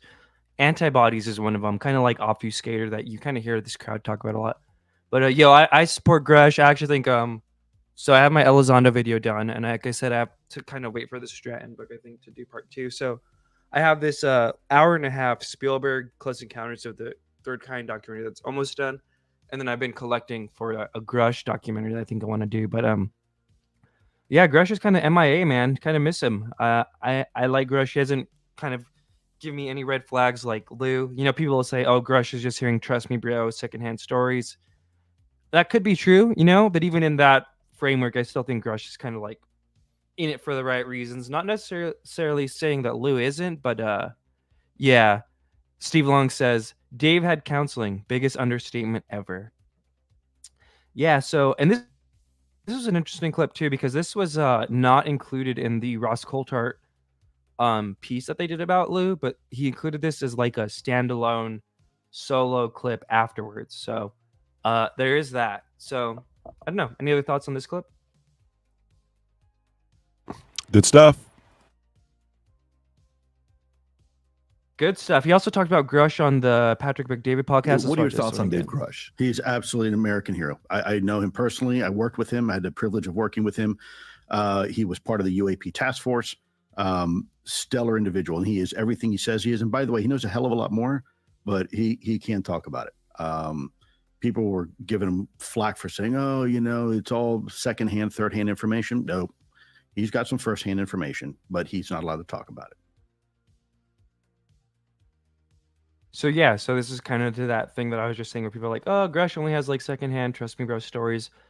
We have a Lue giving us a trust me bro that they are not trust me bros. So there we go. That's cool. It's fun. All right, we're almost done. This is fun, guys, right? Live. We're doing it live. I love it. Your thought of it. Elizondo on the Nazca mummies, right? So before Elizondo left, these weren't really on the UFO zeitgeist, but in his little absence, these have kind of sprung onto the scene. They got this whole like following and this huge debate of if they're real, if they're going to help disclosure, if they're going to ruin disclosure because they're all fake. And let's hear what Lue had to say about the Nazca mummies. What's on, and here's one for you. The Nazca mummies that have been doing the rounds over the last year or so. Again, I haven't been involved. I'm a little disappointed the way that it was brought out, whether it's legitimate or illegitimate. I think it was brought out in such a sensationalized way that it really diminished some of the value and maybe some of the impact of it.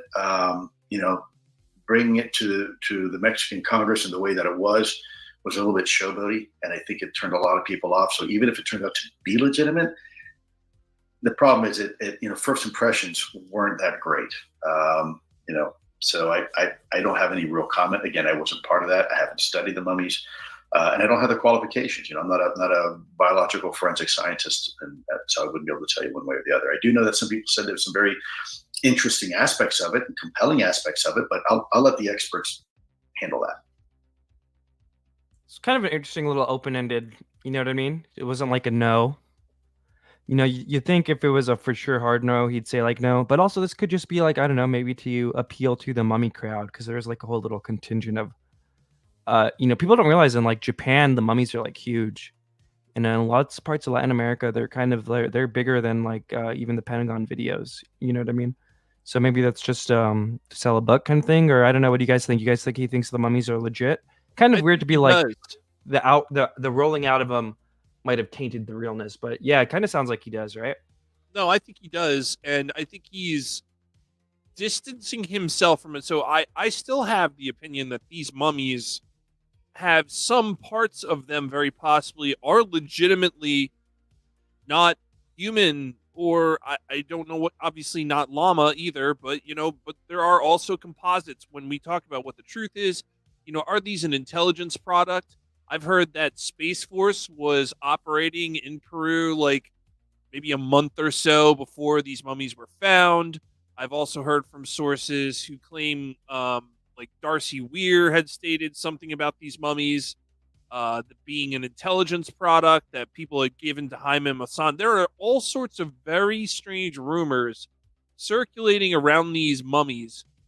And, it wouldn't be strange to me that Lue Elizondo knows about it and stays away from it, but knows that there's probably some legitimacy there.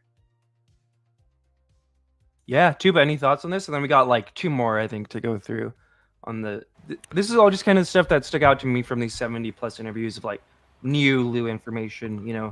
He kind of did repeat a lot of the same stuff, but I think what we've covered so far was a lot of new stuff. Dude, this is I'm first of all, I'm pumped that the UK UFO crew has been bringing some very interesting topics up to Lue. That's cool, and I think that my instinct tells me that Lue and that whole group knows what those mummies are, and has chosen to approach it with caution publicly, but that they think that they're real, at least some of them. And they're just waiting to bite into that apple when it shows up in front of them. You know what I mean? When it's the right time.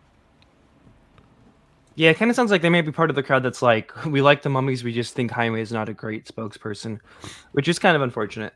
Well, they have a very strategic plan, and it's built on public perception, right? They don't want to alienate anyone, no pun intended. They don't want to come out too early with a bunch of woo stuff. But we know for a fact. I mean, Gary Nolan has said it himself, and these guys say it themselves. They're time releasing their information based on what they believe the public is ready for.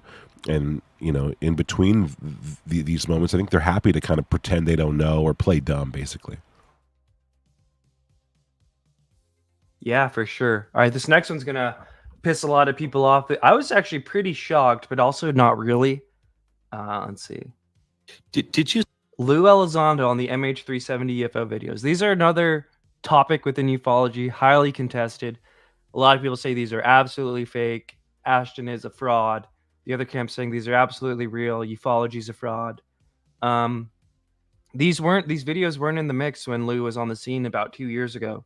And since then, they've kind of blown up, and like the mummies kind of taken on a life of their own, kind of like on a separate but tangent track of like the overall disclosure. You know what I mean? So here's Lue on the MH370 UFO videos. You see the theory on the missing Malaysia airliner, where it was. Have you seen that? I've seen it, and I'm always very careful for me, Glenn, because recently. So look, I'm a science guy, right? I've always just follow the science. Recently, about 3 weeks ago, Google, someone on Wikipedia decided to label me as a quote unquote conspiracy theorist. I'm not a conspiracy theorist at all. That's just someone trying to minimize, this topic and kind of chip away at the narrative. I'm very careful to be open-minded about everything. I know that the Malaysia airline, there were some people that were claiming there was maybe some UAP involvement.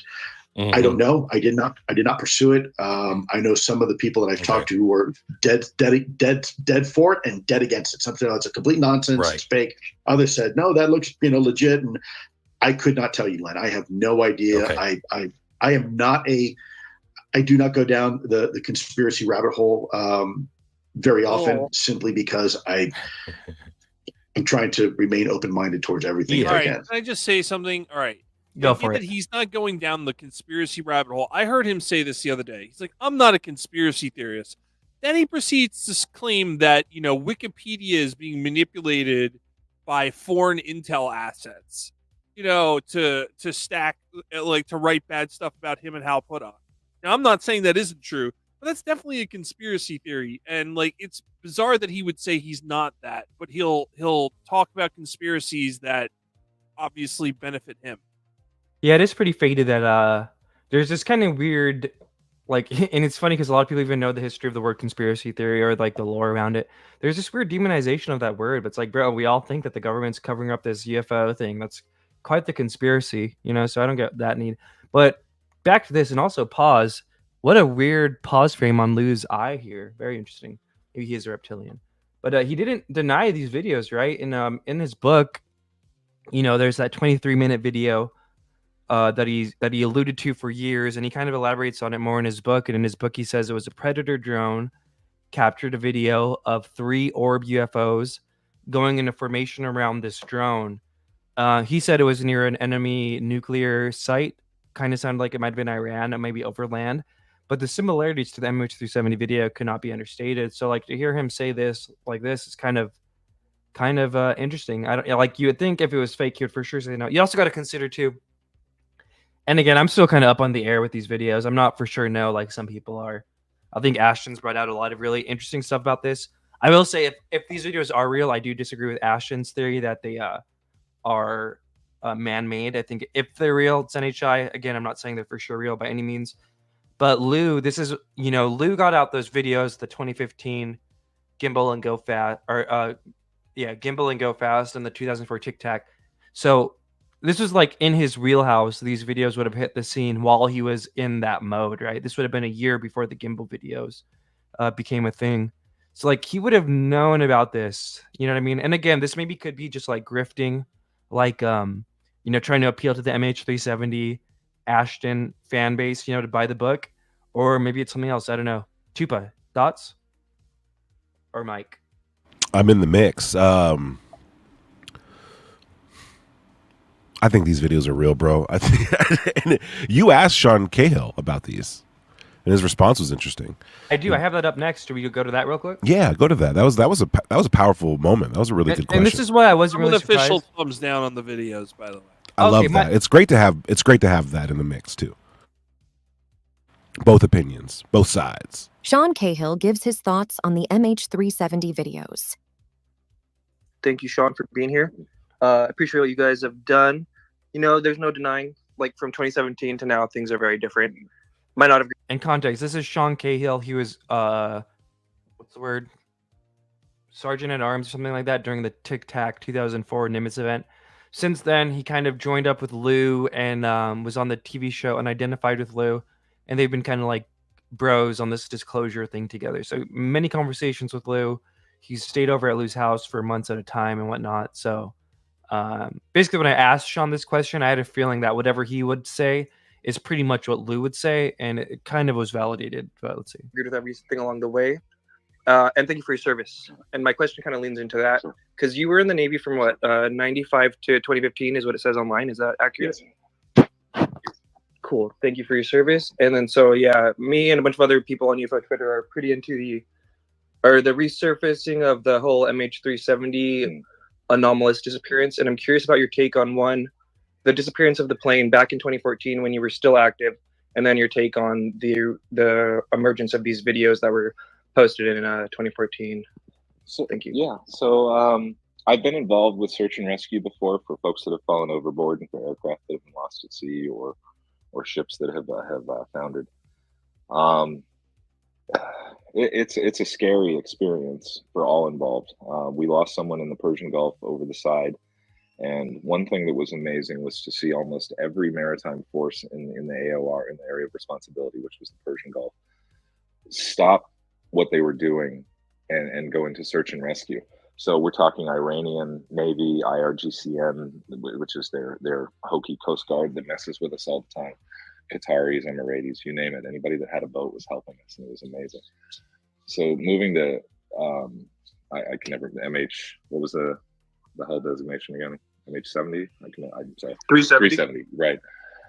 So that whole thing is, obviously it's a mystery.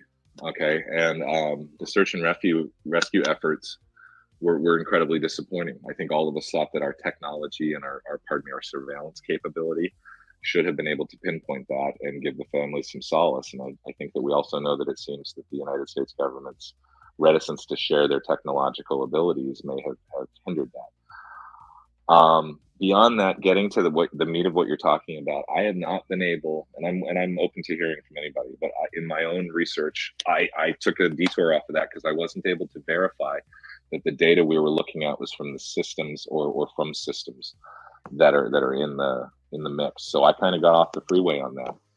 But I looked at those videos and I analyzed them in the manner that I'm able to with the technology I have, and I did find some very interesting things going on with temperature I thought that if it was edited in CGI, someone was very knowledgeable and had read a lot of the DIRDs and other reports or data from Bigelow or other people.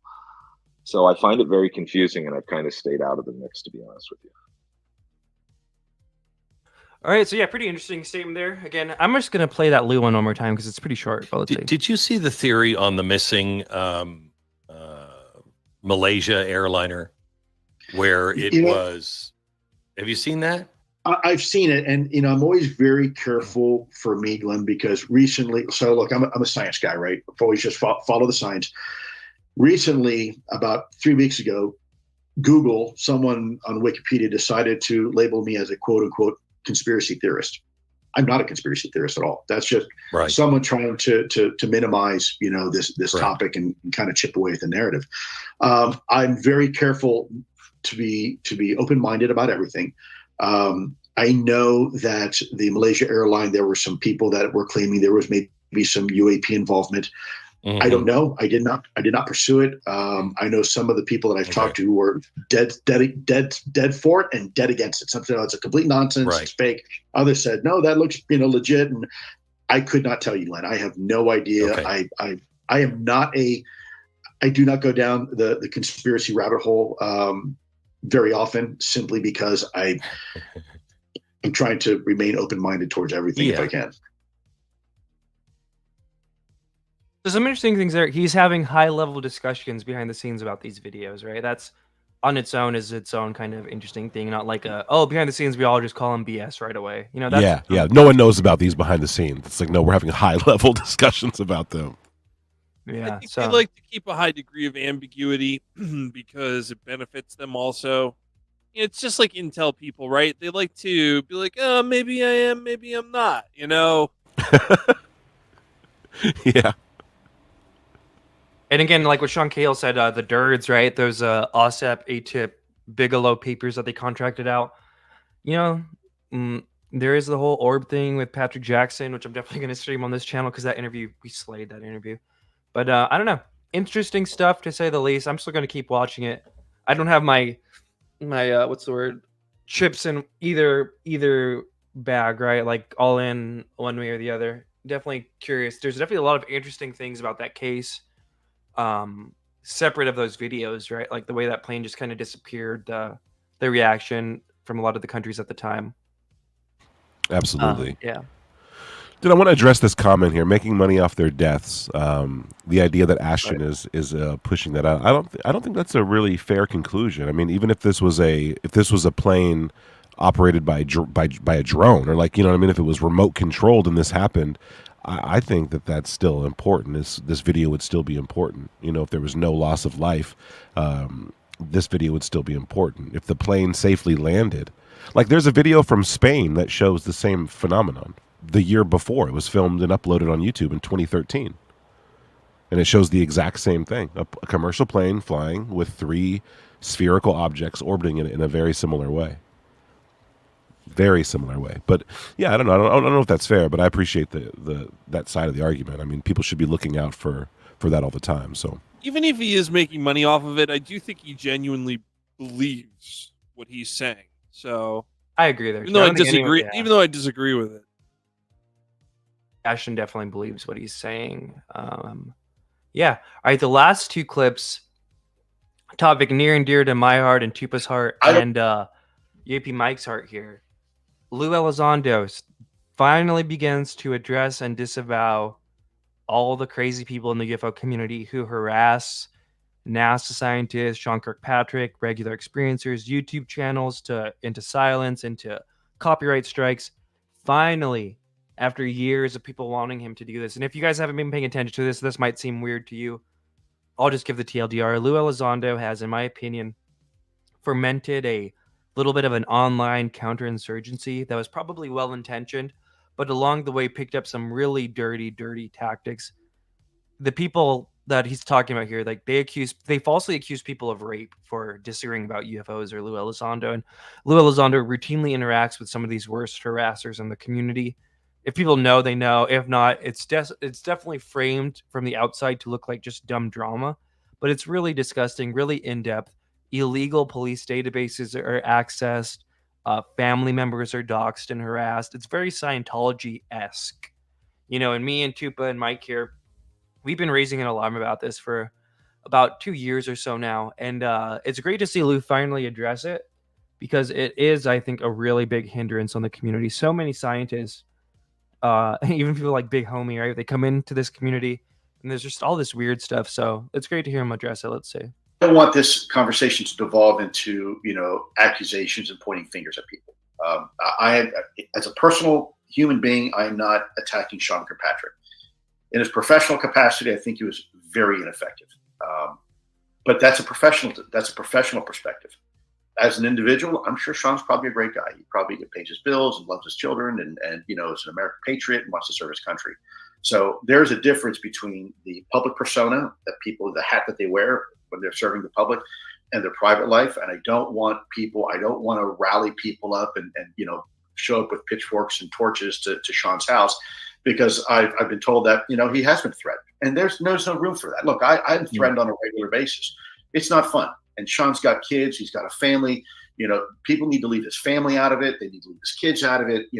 That's nonsense. And anybody who engages in that type of behavior or activity, no friend of mine. I absolutely not. I will stand shoulder to shoulder with Sean Kirkpatrick and absolutely condemn such behavior. There is no excuse for that. Professional performance versus personal character. I don't care what your opinion is. There's no excuse for that. Yeah, and then we got one more last clip of our little slideshow, and I will put Pavel's link after too. I see a lot of people asking for it. I don't have it on me right now, but here we go. I also know that he and his family were apparently subject to a lot of intimidation and retribution and threats, which is completely unacceptable. Let me make this perfectly clear. At no time is it ever acceptable to threaten somebody. I don't care what side of the conversation you're on. I don't care what you believe in. I don't care how much you think the other side is damaging disclosure or the opposite. There is no time that is ever, in my opinion, is it appropriate to threaten someone or their family, or to expose them or dox them, or interfere with their privacy and their right to safety and security. That's unacceptable. Anybody who does that is not on team disclosure. We don't want you. So I just want to make that clear as well, because he was attacked and his family was threatened. And if that's the case, then that's terrible, because I personally know what that feels like, and I would never wish that on anybody. Well, let me expand upon that a little bit, because, we see a lot of that kind of negativity in the UFO community. We have people on both sides, people who claim to be supporters of you, who, say pretty bad things, and, they are attacking people and, doxing in some occasions, in your name, and the same comes from the other side, and I don't normally go into this kind of thing, but how does that make you feel? I appreciate vigor, and I appreciate people. I just want to pause there too, because for people who aren't really paying attention to it, or just kind of view UFOs and aren't really involved in the community, it's dumb. But Vinny's asking him straight up there, because everybody in the community knows that Lue Elizondo's fans act horribly, disgustingly.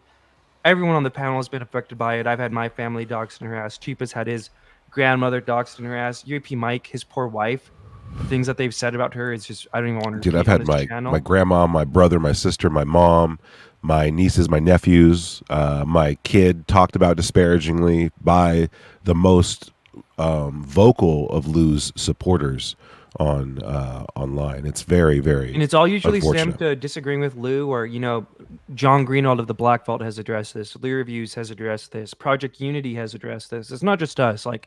The entire community knows and sees it, and the fact that he's out here kind of doing this tour and kind of finally addressing it, I think is a testament to us, because a lot of really good normal people have been affected who don't have channels, who don't have platforms and whatnot.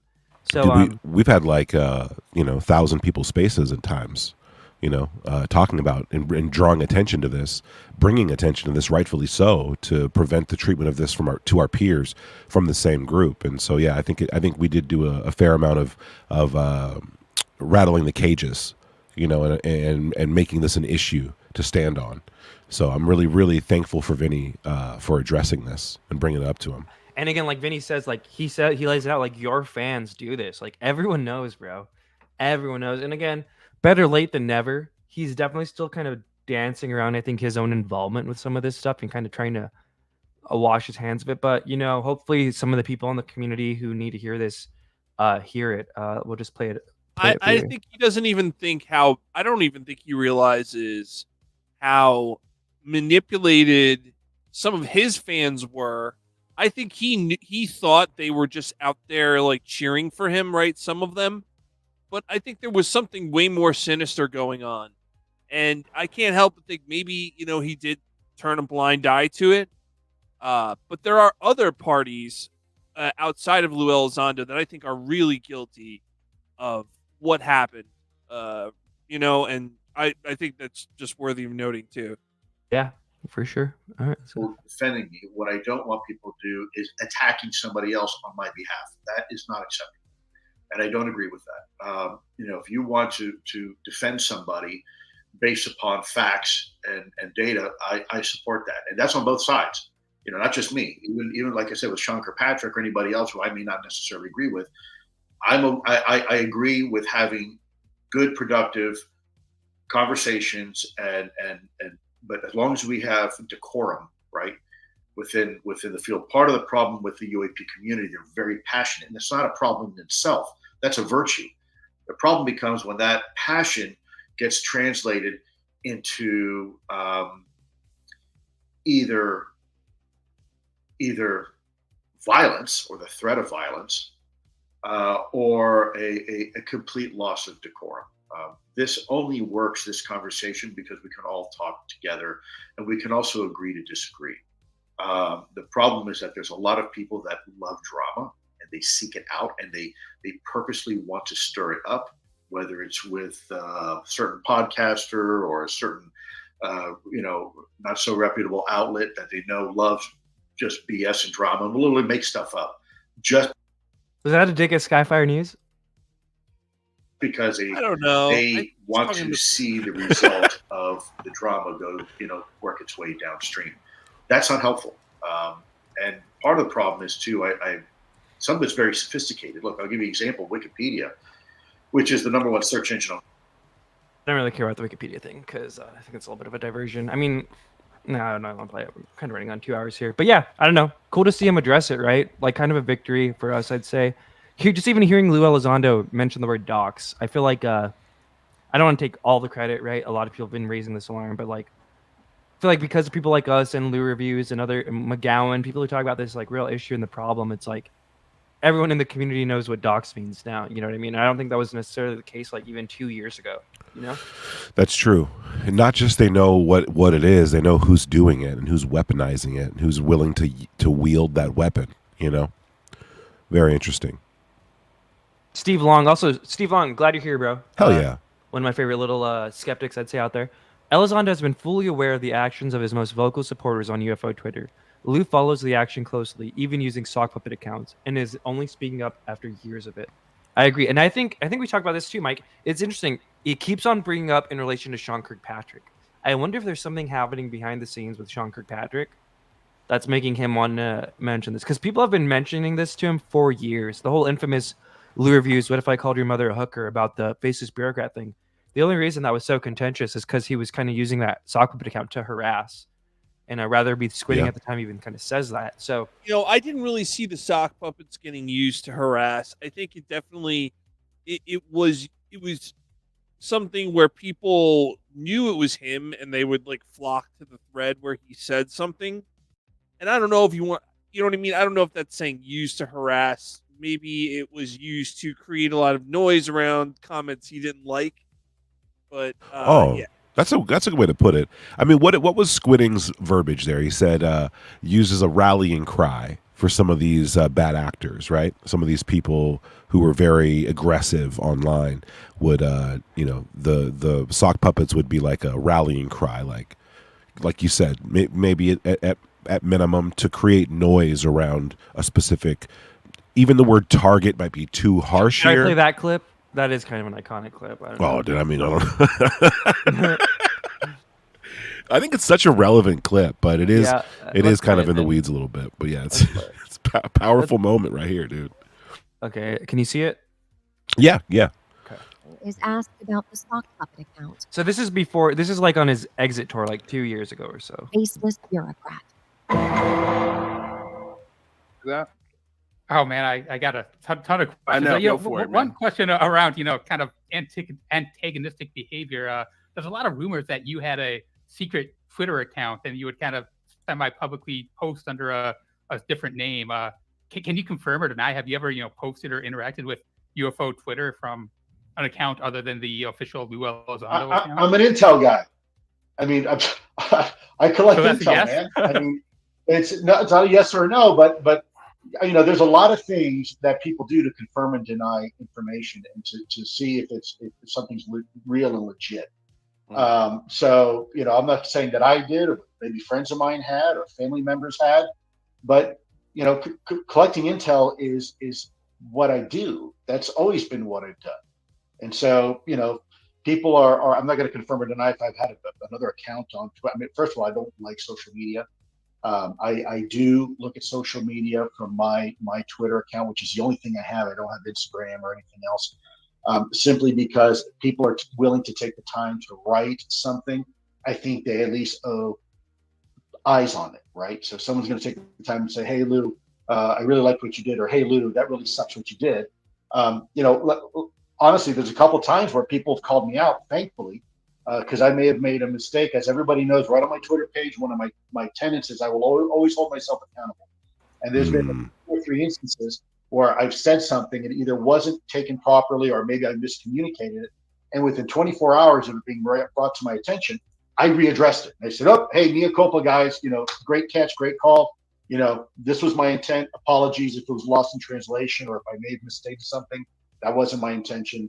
And, here we go. So I think, that's one of the ways to hold yourself accountable is through listening to people, even with dissenting views. Again, not the hecklers out there, people that are just trying to cause drama and trauma.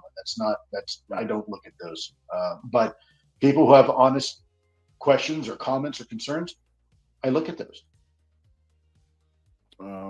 What about any other follow-up questions, rather, before we get to our game? I appreciate that. Yeah, let's move on to the game. I think I got what I wanted. All right, unless you got a question, Michael. Well, I do have one, but go for it. Go to the game and then we can hit that one after. Totally up to you. Yeah, your mic's still a little funky. Really? Yeah, this is what happens when you don't do shows in 10 months, Michael. All right, get it together. All right, so Lou, can you hear me? It comes in and out a little bit. Yeah, I'm not sure what's happening. But all right, let's see what you get. Real quick. Hey, go for let me let me go a little further on this, and let me give a little bit more direct answer to Rather here. Look, there's things that I do because I have that blue little check mark on my name that actually hinders me from doing a lot of things that I may want to do. If I want to get on Twitter and ask somebody about purple curtains, if I do that, it gets really tough. So it's common for a lot of people to use anonymity in order to research things. I'll ask you the question, Rather. Some people say, well, why would you want to be anonymous? Well, but let's face it, I doubt that your real name is Rather Be Splitting, yet you use it because it's helpful and effective, because you're not quite comfortable providing out your personal information. I get it, and I respect that. But the same holds true for other people. The same feelings and concerns and fears you may have is precisely the same concerns and fears that other people have, and probably including myself. That's a great. I mean, Yeah, I feel like it's a soft yes, but I think it's a great answer, man. And yeah, what were you gonna say, Rather? Well, yeah, I think it's not a crime, right? No, it's definitely not a crime. That's for sure.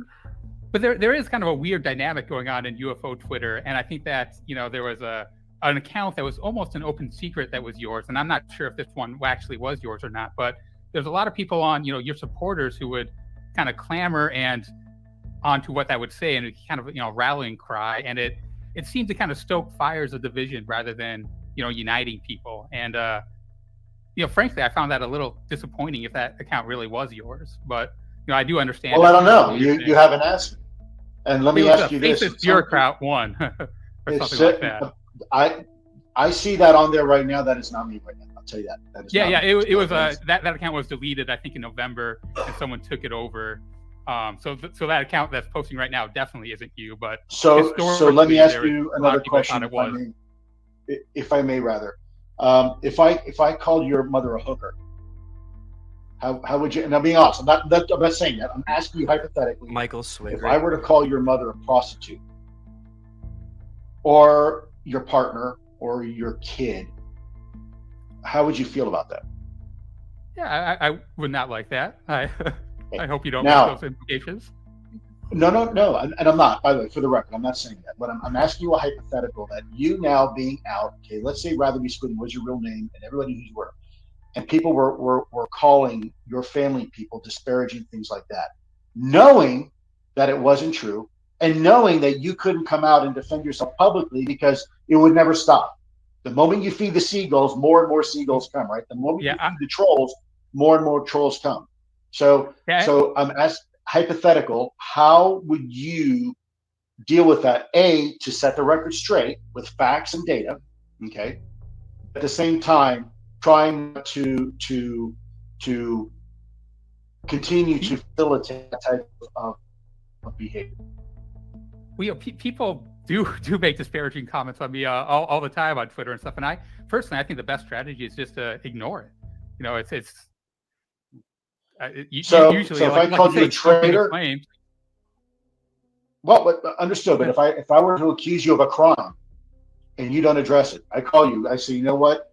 I caught you yesterday breaking and entering into a neighbor's house, stealing everything that they have, and killing their dog and leaving. And by the way, I've got proof and evidence to show it. It would depend on who's saying that, right? If it's someone of your stature, I probably would feel like I had to respond. But if it's just some anonymous person on the internet, I would not respond.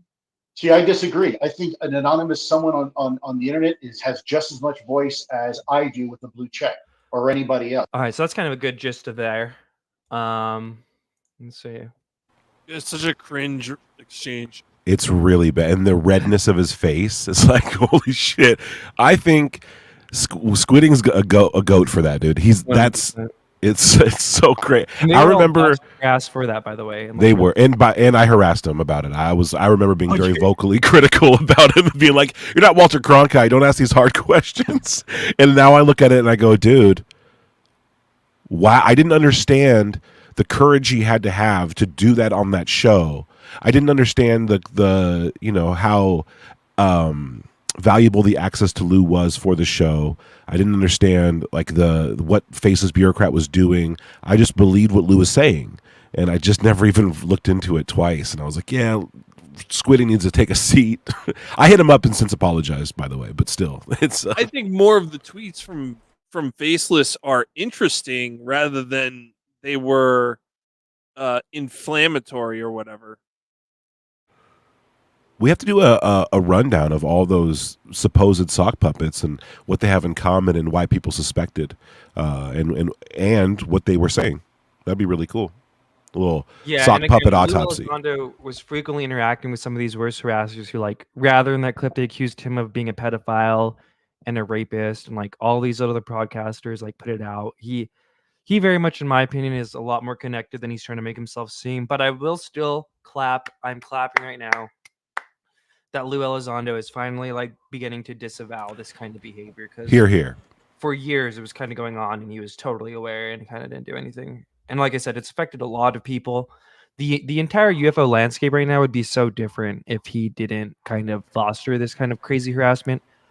So many good content creators that I've seen have just kind of left the field because it's just too much. People aren't really prepared to deal with the levels and depths that this group goes to. I'll just say it, they act like Scientologists through and through. It's crazy. Yeah. Yeah. I think that's an apt comparison. 100%, man. I'm gonna have to roll out of here in a couple minutes. What else we got? That's about it. We're done. Oh, wow. Great timing. We got our last slide of just boom, the Return of Lue. What were some of your guys' favorite highlights, lowlights? The Return of Lue Elizondo.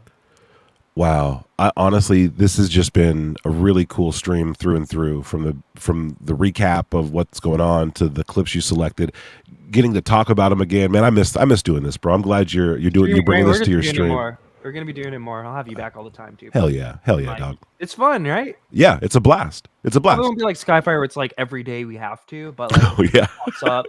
There's the interview we want. If this Stratton Elizondo riff, I think I'm probably gonna do soon, and then I'm gonna restream some of our Skyfire ones on here because I put work into those, and yeah, fun times. And Dude, we got Mike's here too. Look at our little crew here. No, We had I love Craig from the this. Chat Terrestrial, Arthur, Ocean, Steve Long, Tom Grill. A lot of the homies were here. Dude, yeah, and you got a great audience too, man. Like you got a lot of, I mean, your channel's legendary. You know what I mean? So it's cool to interact with your audience, and I just want to say congratulations again on the release of part 1. I mean, it is, I think it's a high watermark of the historical combined with UFO information. It's just really, really good, dude. It sets a high standard, bro. Yeah, congrats. Thanks, you guys. Yeah, a lot of blood, sweat, and tears. I'm sure Tupa knows. People are always like, Red, like, put out a video more. It's like, dude, these videos take forever. I can't even imagine the amount of probably thousands of hours I spent on that video alone in a pretty short amount of time. When you think about, because I kind of started that when the book leaked, like 2 or 3 weeks before his book actually dropped. So yeah, it's like it takes a lot of time. So I'm glad to do this too, because I was able to whip this up in kind of like a day or two, and we were able to have like some fun discussion, and it's fun to talk with people about this. I like this subject too, right? I like to talk to people about it. Yeah, fun times. Mike, anything you want to shill, or Tupa too? Shill your guys' channels, shill your projects. Oh, hell yeah. Let's uplift everyone. Check out my videos. It's at Tupacabra vids or Tupacabra videos on YouTube, and yeah, go follow the UFO Timeline. Go check that out, dude. I'm super pumped about that project, and it's it's democratizing UFO research in a way that's just never been done before. So I'm super pumped about that. Thanks for letting me plug that in the beginning, by the way. Oh yeah, go subscribe. Tupa's you're almost able to. You're not monetized right on streaming yet, right? No, I need like 200 more hours. So if anyone wants to go there and watch my old videos, I got tons of really good stuff there. My older docs are there, and they're a little shorter. They're not as epic or as historically accurate as Reds, but they're cool. They're fun. They're fun. Go check them out. Fun. Mike, what you got going on? Yeah, well, check us out on UFO Late Group channel on YouTube. We just do a lot of UFO content. UFO Twitter stuff. Yeah, but thanks for having me on, guys. Appreciate it. Thanks, Panda. Hell yeah, fun times, guys. I'm excited. Yeah, I guess we'll just close it there. Fun first stream on this channel. Thanks, guys, for being here. Thanks to the chat. Love you all. Hell yeah, bro. Good shit.